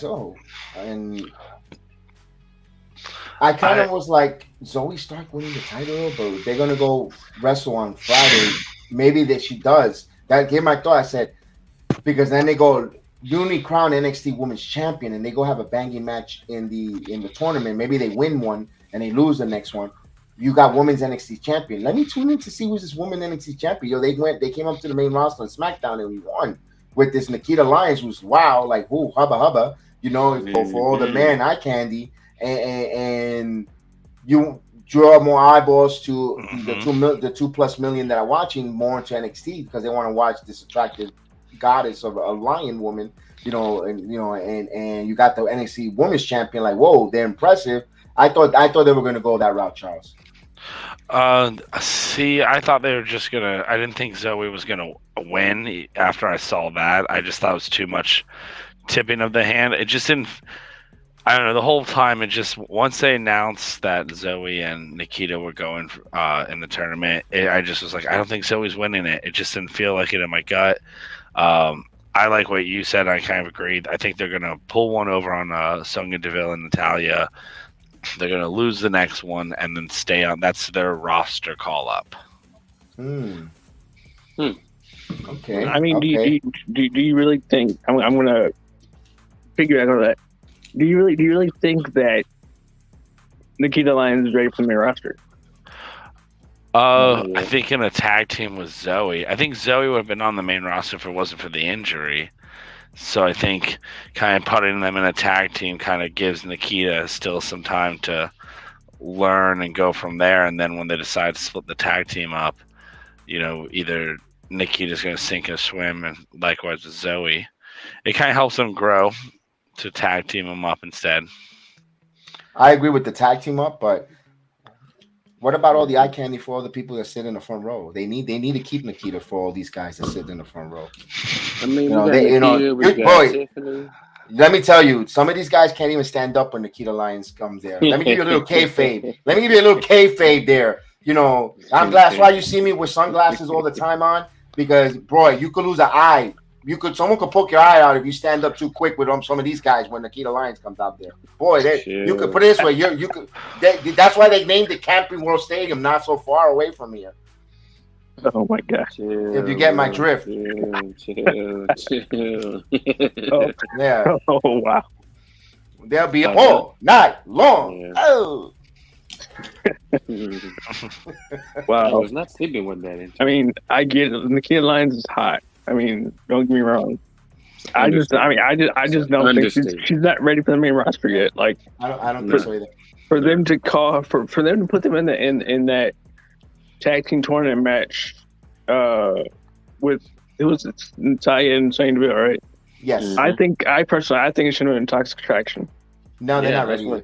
That's what I was telling. I was telling you, Dan. Like, yeah, they've been together in NXT for a while. They're more established. They have some things going on. But compared to sloppy. Nikita. Yeah, Gigi's a little more sloppy. That's why. Sorry to cut you off. Go ahead. No, you're good. But like, as far as like just in ring wise, yeah. But like, I think, and I love Nikita. But as far as like them being on the main roster before her, I see that. Because like Nikita, she has a character, but I feel like it has to be a little bit more stronger. Like she has to have just a tad bit more momentum and a little bit more like experience that way. Like she still has some ways to go in the ring a little bit, but as far as just character wise, no, she's not ready for the main roster. And then it won't make sense. Yeah. We saw the match between. We didn't even talk about the match. I got a hot take with that when it comes to that. We saw the match between Mandy. I think Mandy and Zoey. Mandy grew. Mandy, to at least last night, she held of a good match. She held that match. She was a ring general out there. Was of course with Zoey Stark. I think Zoey Stark is a hell of a wrestler. If you put her with some great wrestlers, I think she will elevate. I can see why she's going to be put up to the main roster. Why they thought about if they are going to make it there. But she works well. Her match, her and Charlotte Flair. My God, that match will be much better than a Ronda Rousey and Charlotte Flair. If you telling me, and I'm booking today. If you tell me I'm going to see Charlotte and Zoey, it will be greater than a Rousey and a Flair match. Phenomenal. That's just me. But Did you guys see that? It's all over everywhere, and I didn't want. I'm gonna keep the PG. The nipple slip from Mandy Rose to Wade Barrett. Out of all people, he has the hots for Mandy. Her nipple popped out on camera in front of Wade Barrett. It's a few times it happened. I didn't see that, but as one of my friends told me about that. I didn't see it, but I'm like, well, it was probably pretty quick. But yeah, because she kept adjusting her bra the whole time she was wrestling. Mm-hmm. Yeah, I'm like, okay. I mean, because he's like, is it worth it? I'm like, it was quick. He said, is it worth it? Wade Barrett was excited, I can tell you that. He was extremely excited. That made his day. He could sit down the whole time, so he good. There was a heat wave in his pants all night long. Oh. How did you know that? It was on camera or something? Because we saw it. Yeah, that's all over. No, we didn't see it on the I didn't see it on the TV. And so today I started scrolling, just looking at and reading, the different what Twitter and what people thought about the matches. And there's the pictures, frozen, swirling, and just like Charles Icon, that's exactly how it looked. Oh wow! Lucky Wade. So there's your visual. I don't have to upload it. I mean, I like I said, if it happened, it happened pretty damn quick. Yeah. So, like, okay, I mean, she had a nip slip. I mean, you gotta be not for nothing. You gotta be some tool to be pausing that and getting that, capturing that image. You must have spent how many times that person must have rewind and pause. They probably rewinded about like 15 times just to see. Dude, come on! It's be like, wait. If you see one, you seen them all. Relax. I mean, my goodness. Right. Yeah, exactly. Dedication. All right. Like, wait, no, I didn't get it this time. Oh. No, dang it, no, I didn't get it. Oh, wait. Oh, I got it. Okay, I got it. No, one more time.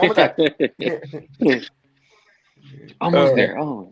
But all in all, we saw Mandy working on Zoey's knee, where they even brought the trainers out. I knew that was part of the storyline because it just was it looked too forced. Like, let me, I really liked the way that she kept working on it, but I kept screaming, "Put a freaking figure 4 leg lock!" I mean, I think I heard you say. I think I heard you scream that out. I was like, put in a figure 4, man. If you're hurting the knee, even if she doesn't tap out, you're causing havoc there. Man, what was your? I saw Mandy Rose win it. I liked it. I liked the fact that she put on the knee brace and used that. That's part of the equipment. That's not outside interference or any foreign object. That's part of the wrestling equipment. I loved it. To me, what a way of a heel. Charles, you've been quiet for a little bit. Tell me about that ending. What's your thought on that? Oh man, it was a great match. I think, like you said, Mandy was a general inside the match, so he held her own. It sucks for Mandy for the wardrobe malfunctions, unfortunately. She definitely kept trying to adjust it and get it fixed. I mean, it was clear as day, unfortunately, from my point of view. So kind of feel bad for her. Great match though. Love the ending.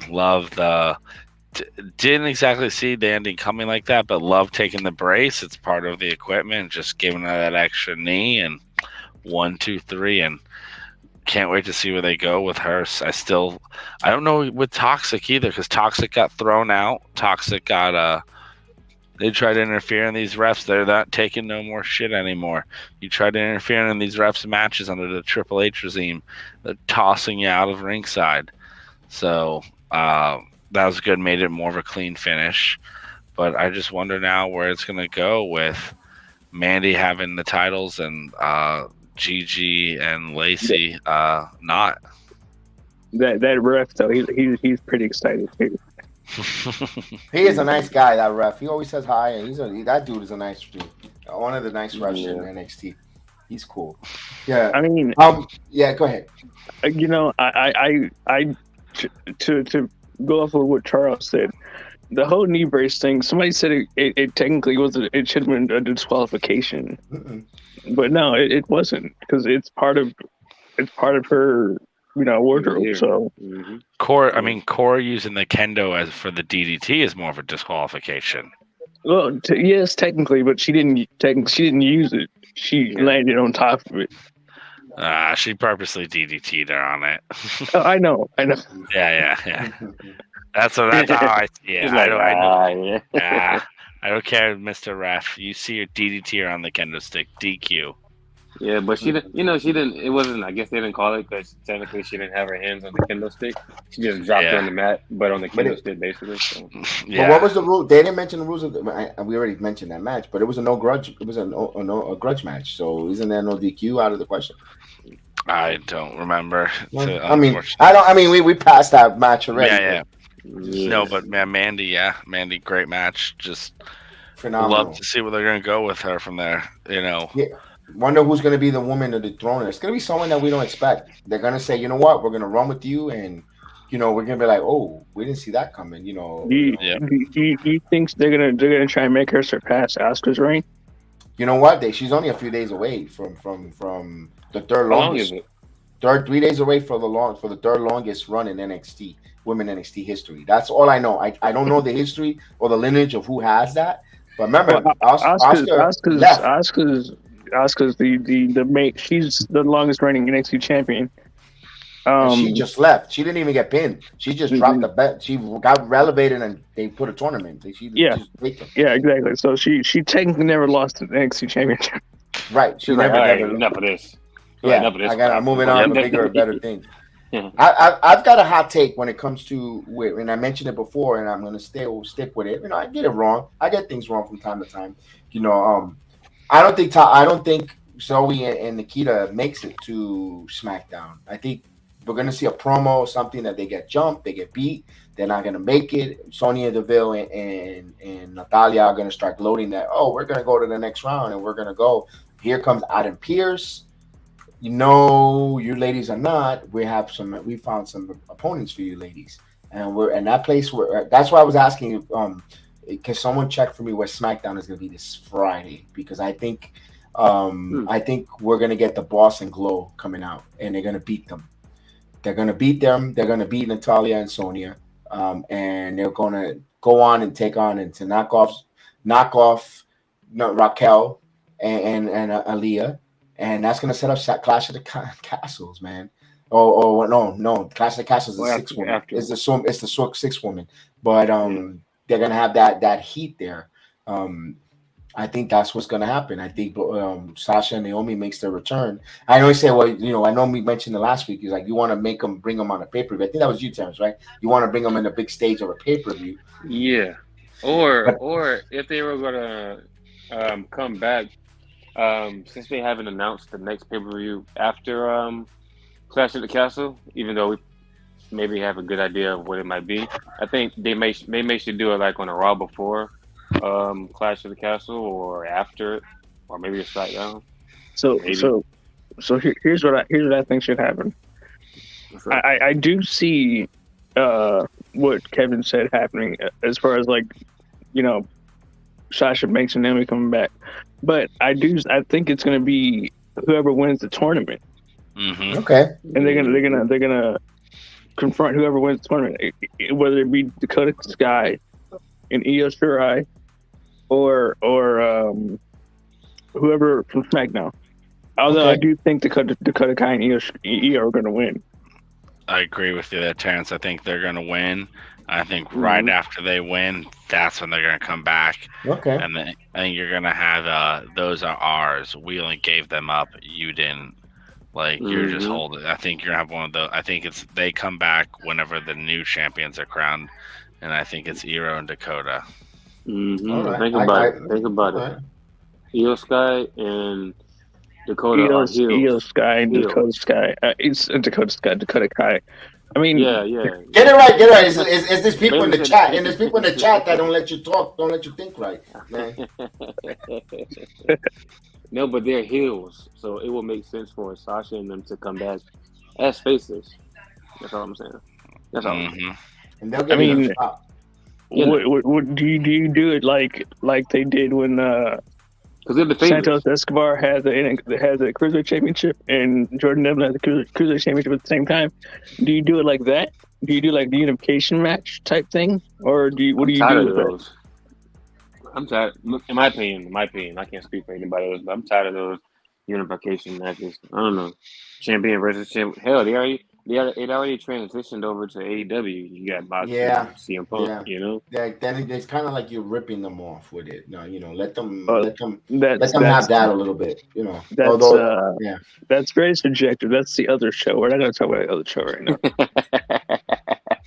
yes, no, but I'm Charles. just saying like unification in general. I mean, Yeah, just because I might actually watch NXT. I mean, not NXT. AEW. We already watched NXT. I might watch AEW. I'm not sure because I just can't. I just can't do it.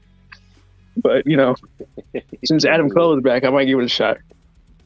Adam Cole, baby. we'll see what goes on because I got a few more minutes for Charles, but then he's got to get going.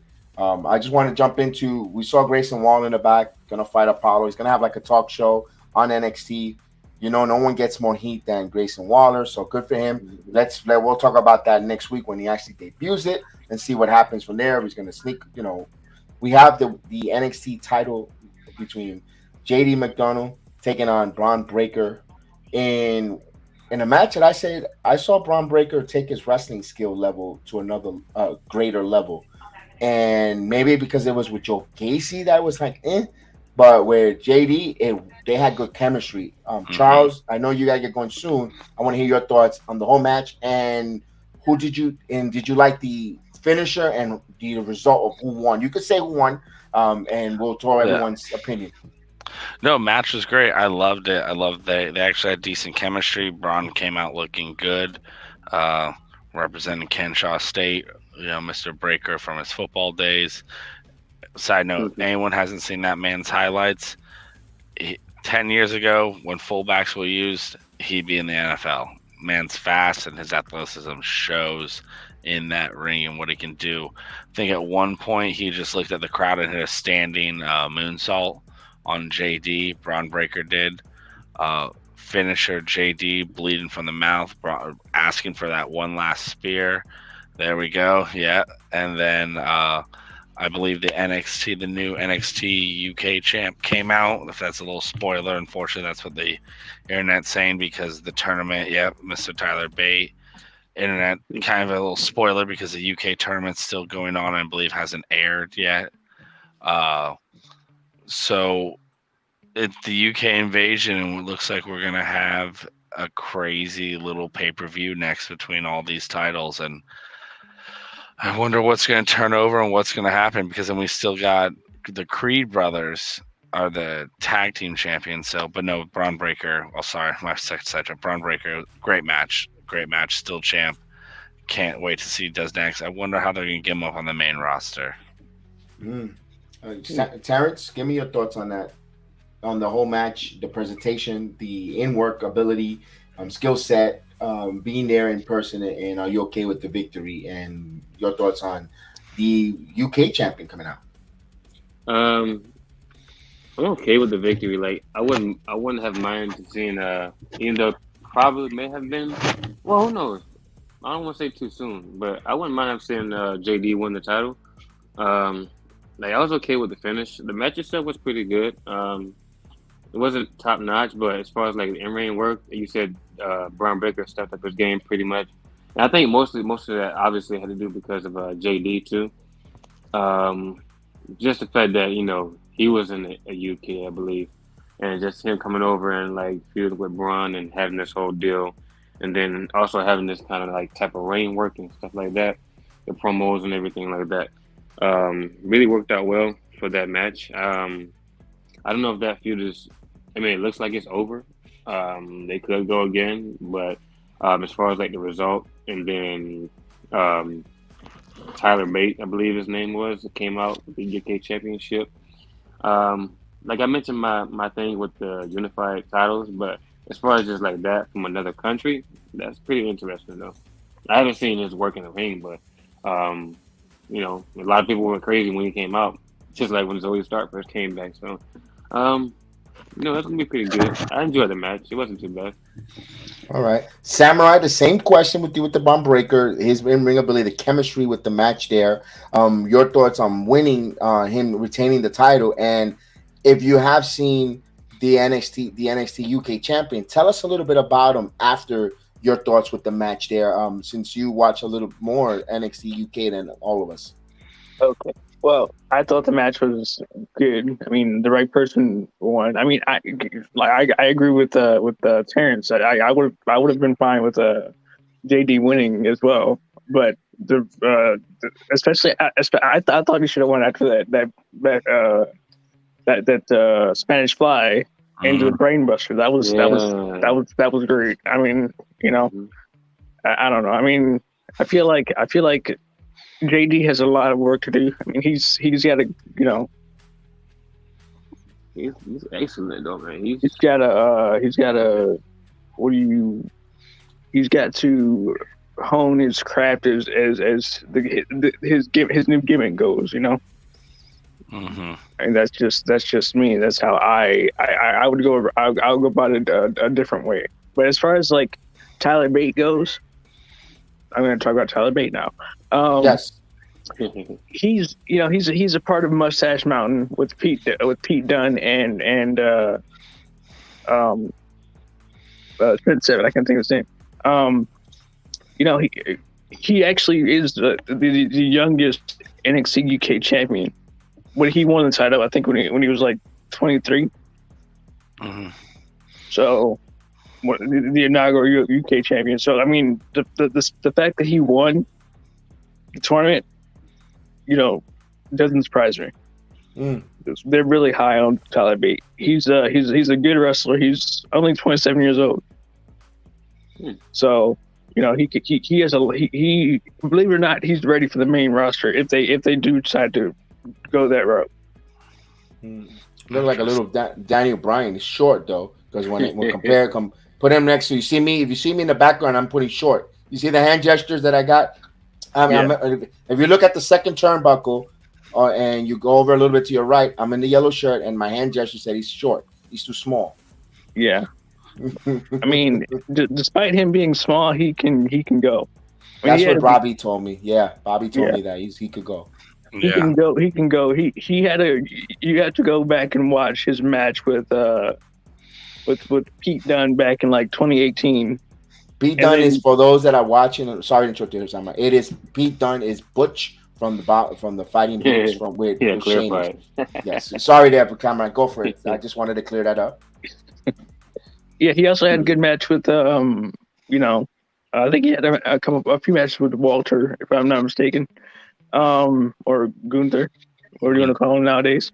I mean, like I said, his in-ring prowess is leagues beyond his actual age. Awesome. I can't wait to see him. Yeah, and well, you got to brush up on his.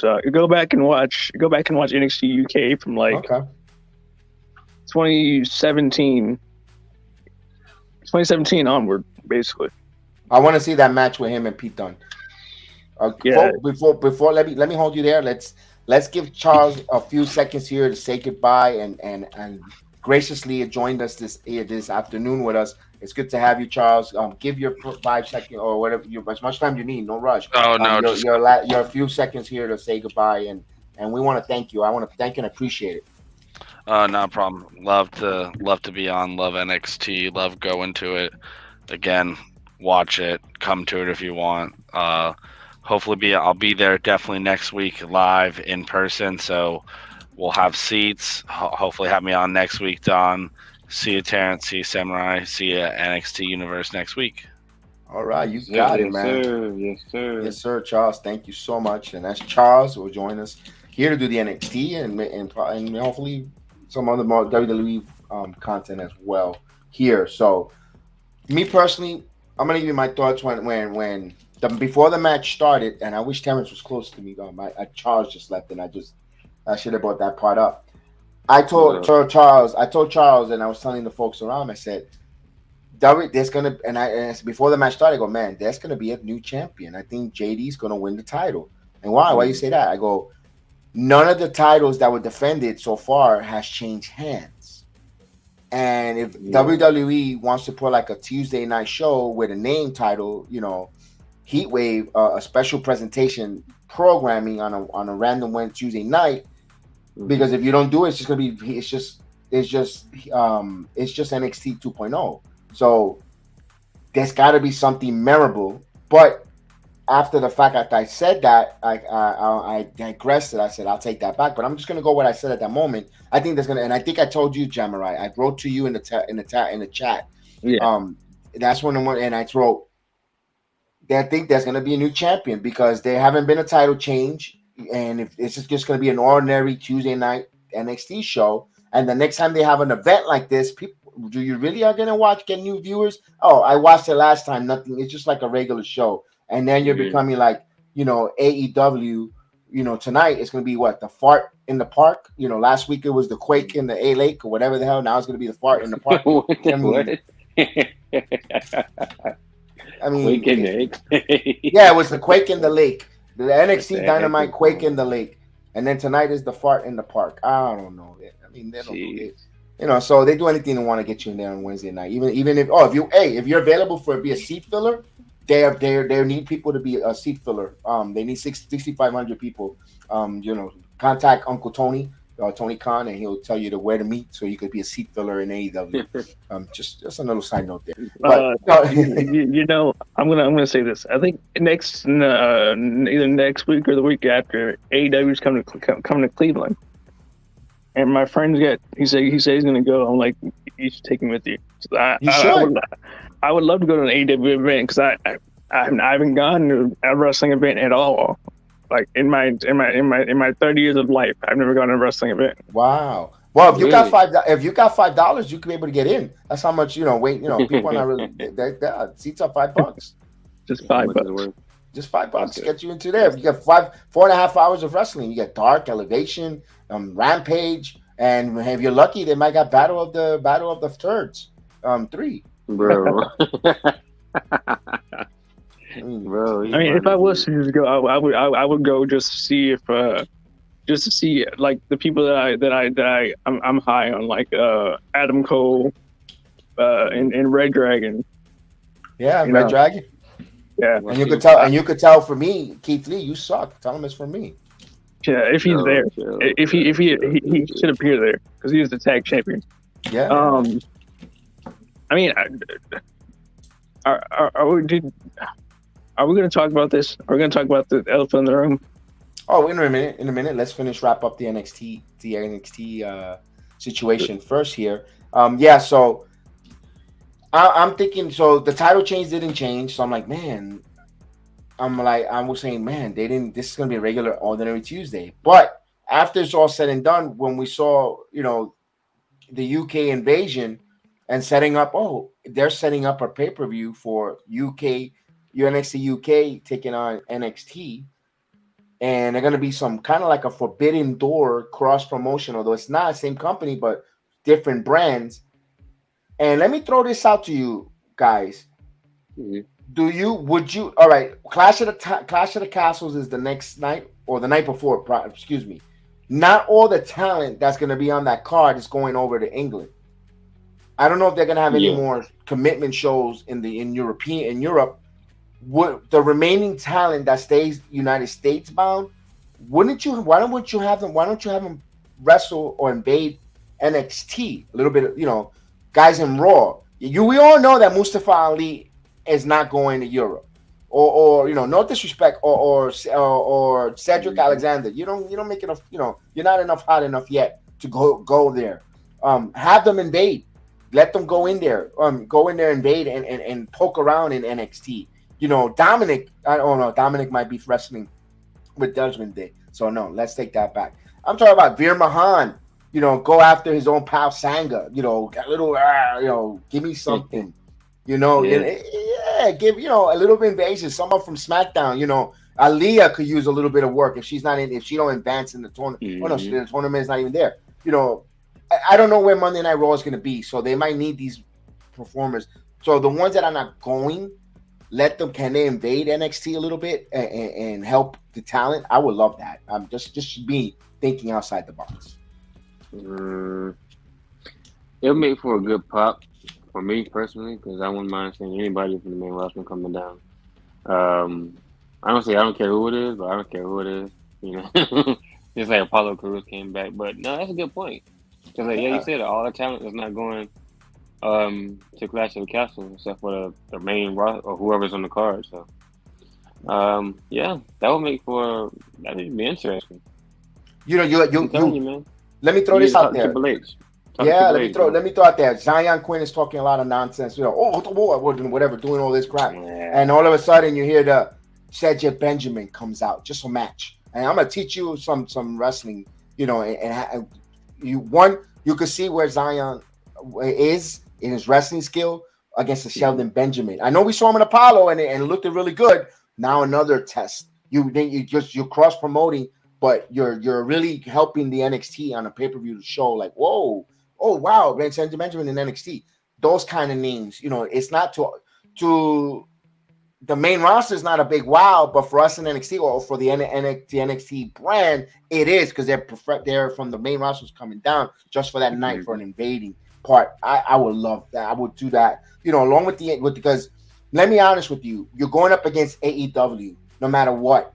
You gotta have some type of starish power, because let's face it, the UK NXT is not going to draw the extra eyeballs away from the possible AEW pay-per-view, because even though you get it on Peacock and you're paying part of it, you might be intrigued. You know what, Punk, not for nothing, Punk and Moxley kind of calls your eyes a little bit over. You might want to invest and pay that extra money, but if you're telling me you got some of the Raw and SmackDown invading NXT and you already have Peacock, I'm gonna save the money and gonna go watch this because it's gonna be entertaining. That's just me, and I don't want to sound tribal or biased at WWE, but I'm trying to be partial because I am giving AEW this flowers that main event just calls you towards them more than what NXT is showing us right now, Terrence and Samara. Yeah. I'll let you go, Terrence. I'm gonna go to Samara. AEW right now? The whole thing. Would you know, how would you compete? Because you tell me a main event that's gonna. I know there's not gonna be a main event that's gonna come close to that yet, but from a Moxie and Punk, that might possibly take some people away in NXT. What would you think? What would you think of a match? I mean, think of a match that would call there. I mean, I'm trying to think of who's not on the card for Clash of the Castle, because there's a few talent. So you got the talent. You got obviously you got Roman Reigns and Drew. They haven't made any mention of Karrion Kross being there or not, but he could show up. So he could be in the UK.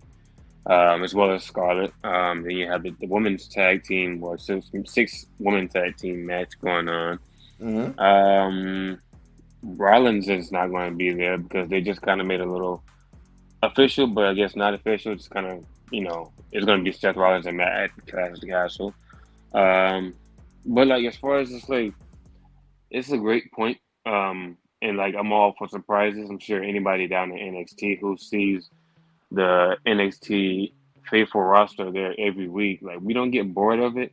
It's just the fact that, like you said, somebody from who's not here every week from the main roster shows up, and that alone in itself makes for great TV, and not just like for like a one-time thing. They could like kind of show up a little, kind of similar to like an AJ Styles or Dolph Ziggler, or even Natalya. You know, she's still a pretty good talent. So it will make for excellent TV, even though it's kind of hard pressed, like you said, for that main event in AEW for CM Punk, because he just came back against Jon Moxley, champion versus champion. It'd be a little competition there, but it'd be interesting. You know, it'd be a lot more interesting. Like I would definitely invest a little bit more, be a little bit more committed to watching NXT. If I wasn't going there, I'd be more invested in watching it at home. But I'm going there. So it doesn't count. Samara, I'm gonna let you go real quick here to give your thoughts, but I want to throw something out there, and then I'll back to Terrence. You could rebut on that one as well. What if I tell you I make your main event? It's gonna be a fatal 4-way. In your fatal 4-way, you're gonna have Bron Breakker. You're gonna have Tyler from the champion from UK. Then you're gonna give me a guy from Raw. I'm trying to think. First, I'm gonna give you SmackDown. You're gonna give me someone from SmackDown. Like we know it's not gonna be used at Clash of the Castles. And even if if you're in Europe still on a Friday, you can still have them fly and go there. Madcap Moss in a Fatal 4-Way. Now I gotta get one more guy from Raw to get in there who could go. I'm trying to think. I hate keep going to Mustafa Ali, but maybe Osmas. Give me Osmos in there, an obstacle, or not even. Give me, someone that we know it's not going to be used on that Clash of the Castles that is kind of over a little bit, but you're going to put them in a Fatal 4-Way for the heavyweight. Just, no title implication, just that match. Give me a, Worlds Collide, who's the best brand right now, and you could do the same thing with the North American. Give me some guys that are intercontinental, Carmelo Hayes, Ricochet. And someone from NXT UK, and give me someone from the SmackDown roster, or from the Raw roster, because we're taking Ricochet, and then you throw him in there with a Carmelo Hayes. That's one. That's another one. Give me even a Fatal 4-Ways. I don't care. Yes, please give me some Fatal 4-Ways. Along if you're gonna do the one-on-one matches, I'm good with that too. Also, you could showcase. You could bring everyone. Now people are gonna like, oh, wait a minute, WWE's got like a. And I hate to say it because Survivor Series is coming, but it's Fatal 4-Way, Tornado Tile. I like that because you're kind of setting up for a war, and maybe things don't get resolved where you're going to have some more black blood going into shows, and that's going to set up for SmackDown, for the Royal SummerSlam. You're building that, long-term booking because you're feuding with one another, these cross brands. Once in a while, they go in and date, and someone, those are Raw folks that came in and attacked us. Or that was the NXT group. And then you have that in promotional rivalry, and also get you eyeballs to watch all these WWE product shows, because you don't know who's going to show up to beat who up, because there's some bad blood and it gets all settled at Survivor Series. That's just me. If I was trying to get creative and booking, and you want to fight, you want to go up against AEW, and you have the lesser, you could still beat them with lesser talent. But if you book it creatively and become aggressive, it could possibly work. Samurai, what would you do different? Talk to me. I would do exactly that, but let's just switch out some of the competitors. Yeah, that's fine. I just threw those as example off of my top of my head. I know. You said Madcap Moss. I mean, he could work. I mean, he's over with the crowd. He's he's good at what he does. I would put, let's see, from Raw, I would go with Akira Tozawa. He's not being used much. He definitely could use an NXT, resurgence. Or what? Even Drew Gulak. Okay. But that to me, that would do it as a level up. Give me Tozawa, give me Gulak, Ichiman, and give me someone else different, and just go. Let them have fun. I mean, that'll be a fun match with the crowd. We'll love it. Yeah, Ikemen Jiro versus Akira Tozawa, that'll be something. I mean, it's so weird because they do have a lot of Asian wrestlers that they don't use. They got Dante Chan. Dante Chan is decent. Yeah, they have Dante Chan. They have Ikemen Jiro. They have Rupang. They have what happened to Boa? Did he get released? Who? Boa. Who? Chinese guy. Boa. The big Chinese dude. No, he's there. The Mortal Kombat. That we call Mortal Kombat. He's still there. Oh, yeah. And they have him. I haven't seen him in a while. They have who else is there? They have, I don't know. They just have a lot of Asian inspired wrestlers that they should really use, and that annoys me because they don't use them. Or they're on Level Up, and nobody. Sorry. Nobody sees Level Up. Nobody watches Level Up because they don't want to spend 30 minutes just watching extra wrestling. But then again, you watch AEW Rampage, which is an hour. I see what you mean, but here's another one. A king of the monsters. You throw yourself. You could put Veer, Shank, or Veer, or either Jinder or Shanky, whatever, Sangha, and you give me my goodness, you got a Fatal 4-Way with the big.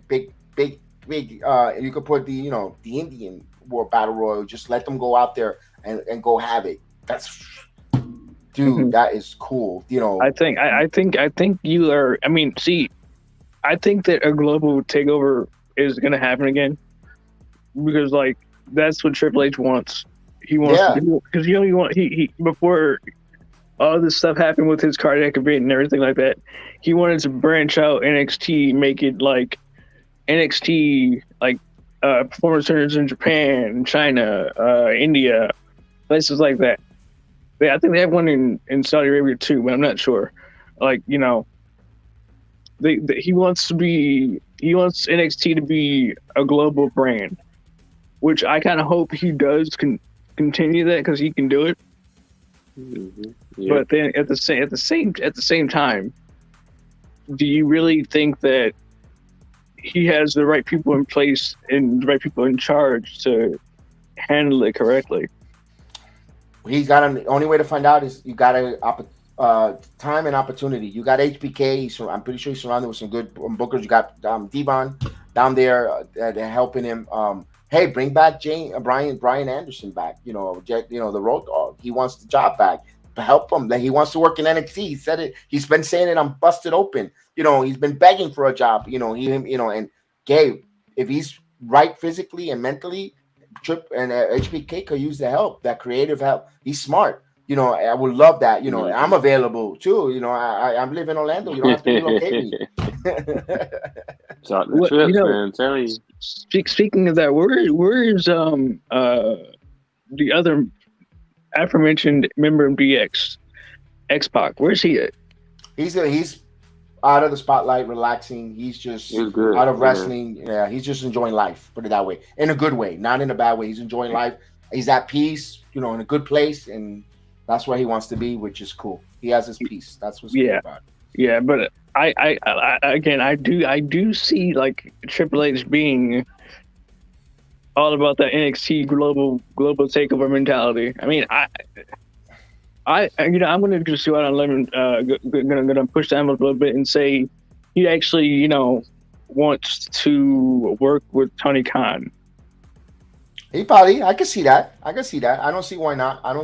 They won't allow it. He's a smart, if we look at the documentary, A&E documentary with DX and Triple H, he's smart. He knows what he's doing. He was the only member that actually was really smart and gained from the DX fashion and kept them together along with China. The only thing that he did wrong, to be honest with you, was just to dump China for Stephanie. That's the only thing he did wrong. To be honest with you, I don't know what happened, what happened between them, but that's the only thing I saw Triple H did that wasn't, oh damn, that's kind of screwy, but it worked out. Look at where he is now. I mean, yeah. Look at where he's in a good place now. He's essentially running WWE, $1 billion company. Yeah. From smart move. Exactly. Him marrying Stephanie was the best decision he could have ever made. And not only that, not just even marrying the boss's daughter, but remember, if you look at the documentary, he had to eat crap. McMahon said you're gonna eat crap for going out there when he did the click, and he ate crap. He was squashed 30 seconds by the Ultimate Warrior in that WrestleMania match.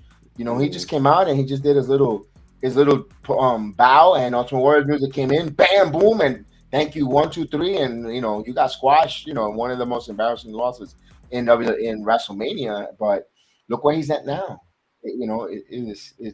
He ate crap where he had to, but he did it for a purpose and moving forward. But I'm excited. I hope that some of these things come to fruition with the Worlds Collide. I would love that with the Raw roster and SmackDown roster, but we shall see. We'll be there, right, Terrence? We'll be there September 4th, 3rd, live in color, and we can't wait to see that. And going forward, and with the 16th, I'm already scheduled to be on the 16th of August at NXT. So I can't wait to see the build up to this new program, this new show, pay-per-view that's coming up. I'm excited for that as well. Also, a lot of good things in the wrestling world. We're going to see the Wolf, Zoey, and Nikita. If they make it, I'm going to be proud because just to see them again in the main roster along with the referees. Again, Terrence, we saw our referees there working the SmackDown matches. It's a good thing to see. you see the opportunities, you see guys moving up in growth. Remember, also NXT has a big crop of young wrestlers in the Performance Center that they got from WrestleMania that are still working. You know, remember they started in there. Some of them are starting new recruits starting in July, and so forth, and they got to get ready to start getting some TV time. You know, was it Sola Prica? What's her name? With the split with the Sola Ruka. Ruka? Yeah. Sola Ruka, another one that's gonna, slowly progressively moving up. Dante Chan, we got also Simone Johnson, Rock's daughter. She's got to get some promo time. Valerie Lorena is starting to work there. She's gonna start needing some time in the ring. So there's gonna be where these new NXT influx of talent, some of the older ones that are already are gonna be pushed up, and it's gonna be a cycle there, and they're gonna start moving guys away, moving women away to bring the new ones to start going up and developing. You also got, James Bronco was phenomenal on Level Up. He's got the look. Not for nothing. He's got just by looking without looking at him, he's got the look of he's gonna be a star. He's got the look of being a star. And also you also got Malik and Anofe. They're freaking phenomenal. They're getting better and better every week. And of course, and I want to end the segment is with hopefully the friend of the program, hopefully getting the cat out of the bag. Our main man from Level Up is going to NXT, none other but the Super Diva, Quincy Elliott. Quincy. Yes, he is coming to the NXT level of a great win over Zion Quinn on Level Up. And Quincy, we were chanting. We wanted to see him last night, but he gave us that promo, and man, we can't wait to see him go up in the main roster. He's like a combination of Viscera, Maple from Men on a Mission. He's got that mean wrestling attitude of Abdullah the Butcher. And not to stereotype the big guy. I'm a big guy, but that type. But he's athletic. He's got powerhouse, and he knows how to get the crowd over. Terrence.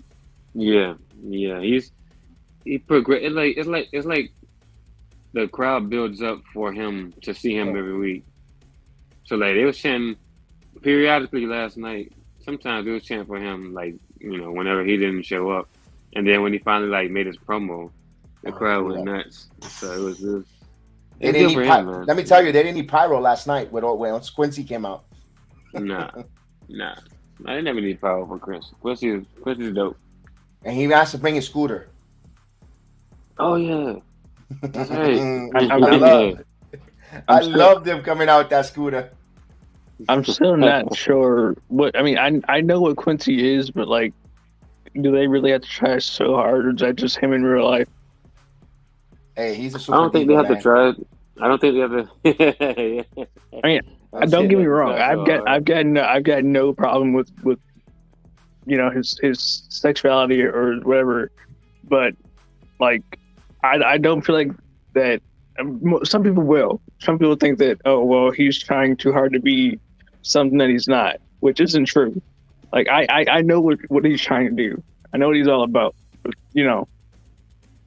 It's kind of like I don't want to say this because I don't think it's the same as Quincy, but and then also what's the guy's Velveteen Dream? I don't think he was that way, but I think they need to bring him back. But just I think it's something similar to that. It's Velveteen Dream. Yeah, Patrick Clark. No, they're not. Patrick Clark. What he pardon my language, but he fucked up. I don't know if you know what exactly what happened, but I don't know either. I know exactly what happened, but he rarely fucked up, and he would never be able to. He'll never bounce back from what happened. You'd have to go look up the news articles about it. Something black. It was a black guy that he can't recover from. All right. Sucks. But I'll tell you one thing that Quincy is. He's over. No matter what you'd like him or think of now, or whatever, he's over with the crowd. We want to see him in NXT. Whenever we go there, we want to see Quincy. He's just a novelty. He's just not a novelty. He's a good wrestler. He's entertaining. He's what you want in a sports entertainment value. Jose Melo salute, and and that's what we want. Is he like Javi? No, Javi. Nah, he ain't like Javi. No, I mean, No. and by crowd, and the by, crowd. no, by that I mean because like I think on Level Up recently Javi turned heel. He's turning heel. Javi, you know what? To be honest with you, next time you this Friday when you watch Level Up, listen to his music when Javi comes out and start singing a little bit of "Sexy Boy" to it. He's kind of like a little bit of Shawn Michaels-ish. You could see Shawn Michaels was working with Javi, the Latin Shawn Michaels. I'm not saying he will never be like that, but I was making joke of him, but of his, of him. But Javi, I don't know. I think there's something. I think Shawn likes him. I think there's something there that Shawn has an eye on him, and I think there's something there that he sees something like a parallel, like him-ish type. Because even with the clothing that he comes out this week, Level Up. Check out his wardrobe, kind of like Shawn Michaels-ish. Yeah. Yeah, I mean, I didn't see the appeal behind Javi when I first saw him because I think when I saw him, he was on Level Up. Has he ever been on the main the main show? No. No. Yeah, that's the only time I saw him. There's him, and then there's a guy who looks like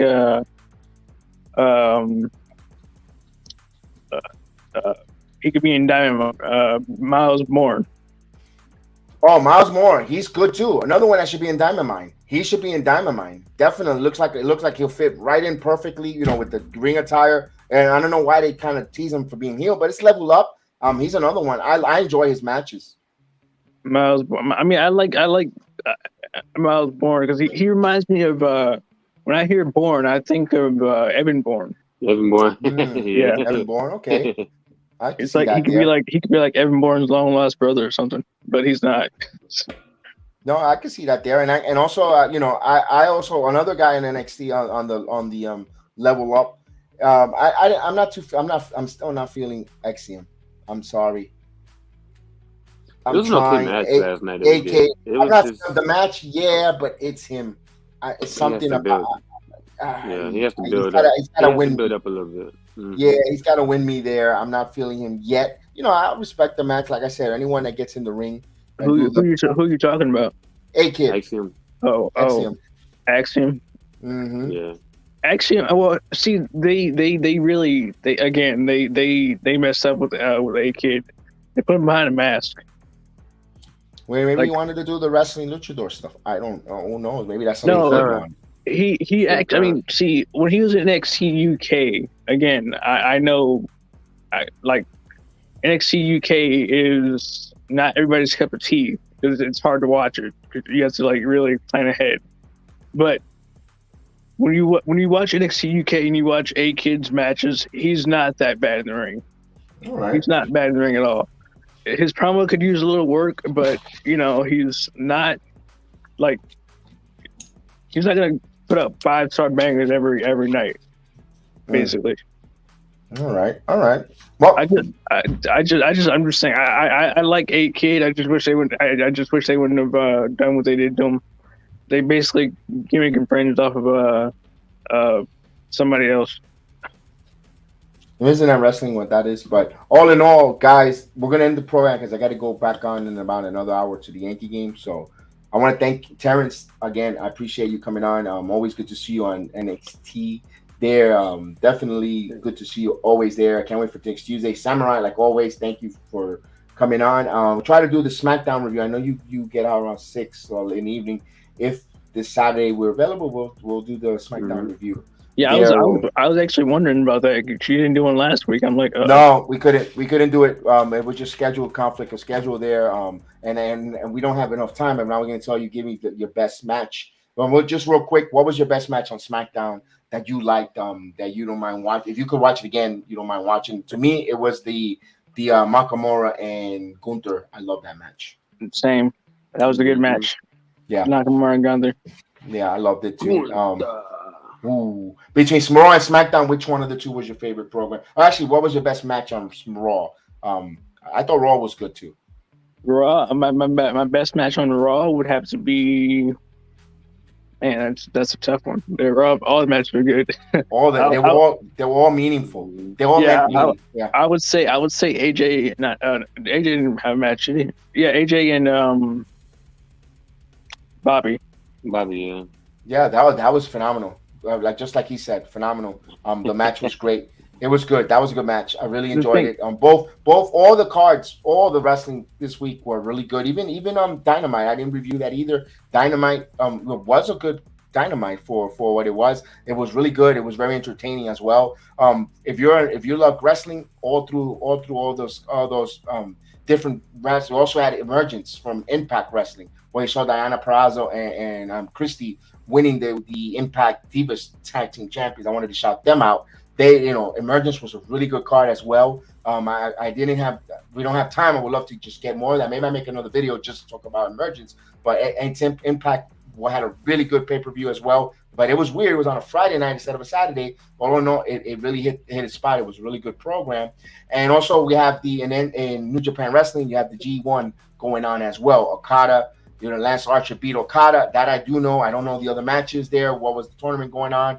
Usually it's Pete, aka Beans, that would have broke that down, but he couldn't make it today. But all in all, hopefully you make a video just with that. I'll ask him if he wants to do a New Japan video. Stay tuned, hit that notification. But again, I want to thank you guys for joining me. I don't want to sound short or moving quickly, but I have another program to do in about another hour. So I got to prep. I got only about 30 minutes to prep for it. But thank you again. We'll see you guys next time here on the Heel of the Ring. If you ain't down with us, we got 2 words for you. Just subscribe. So again, we are what? NXT.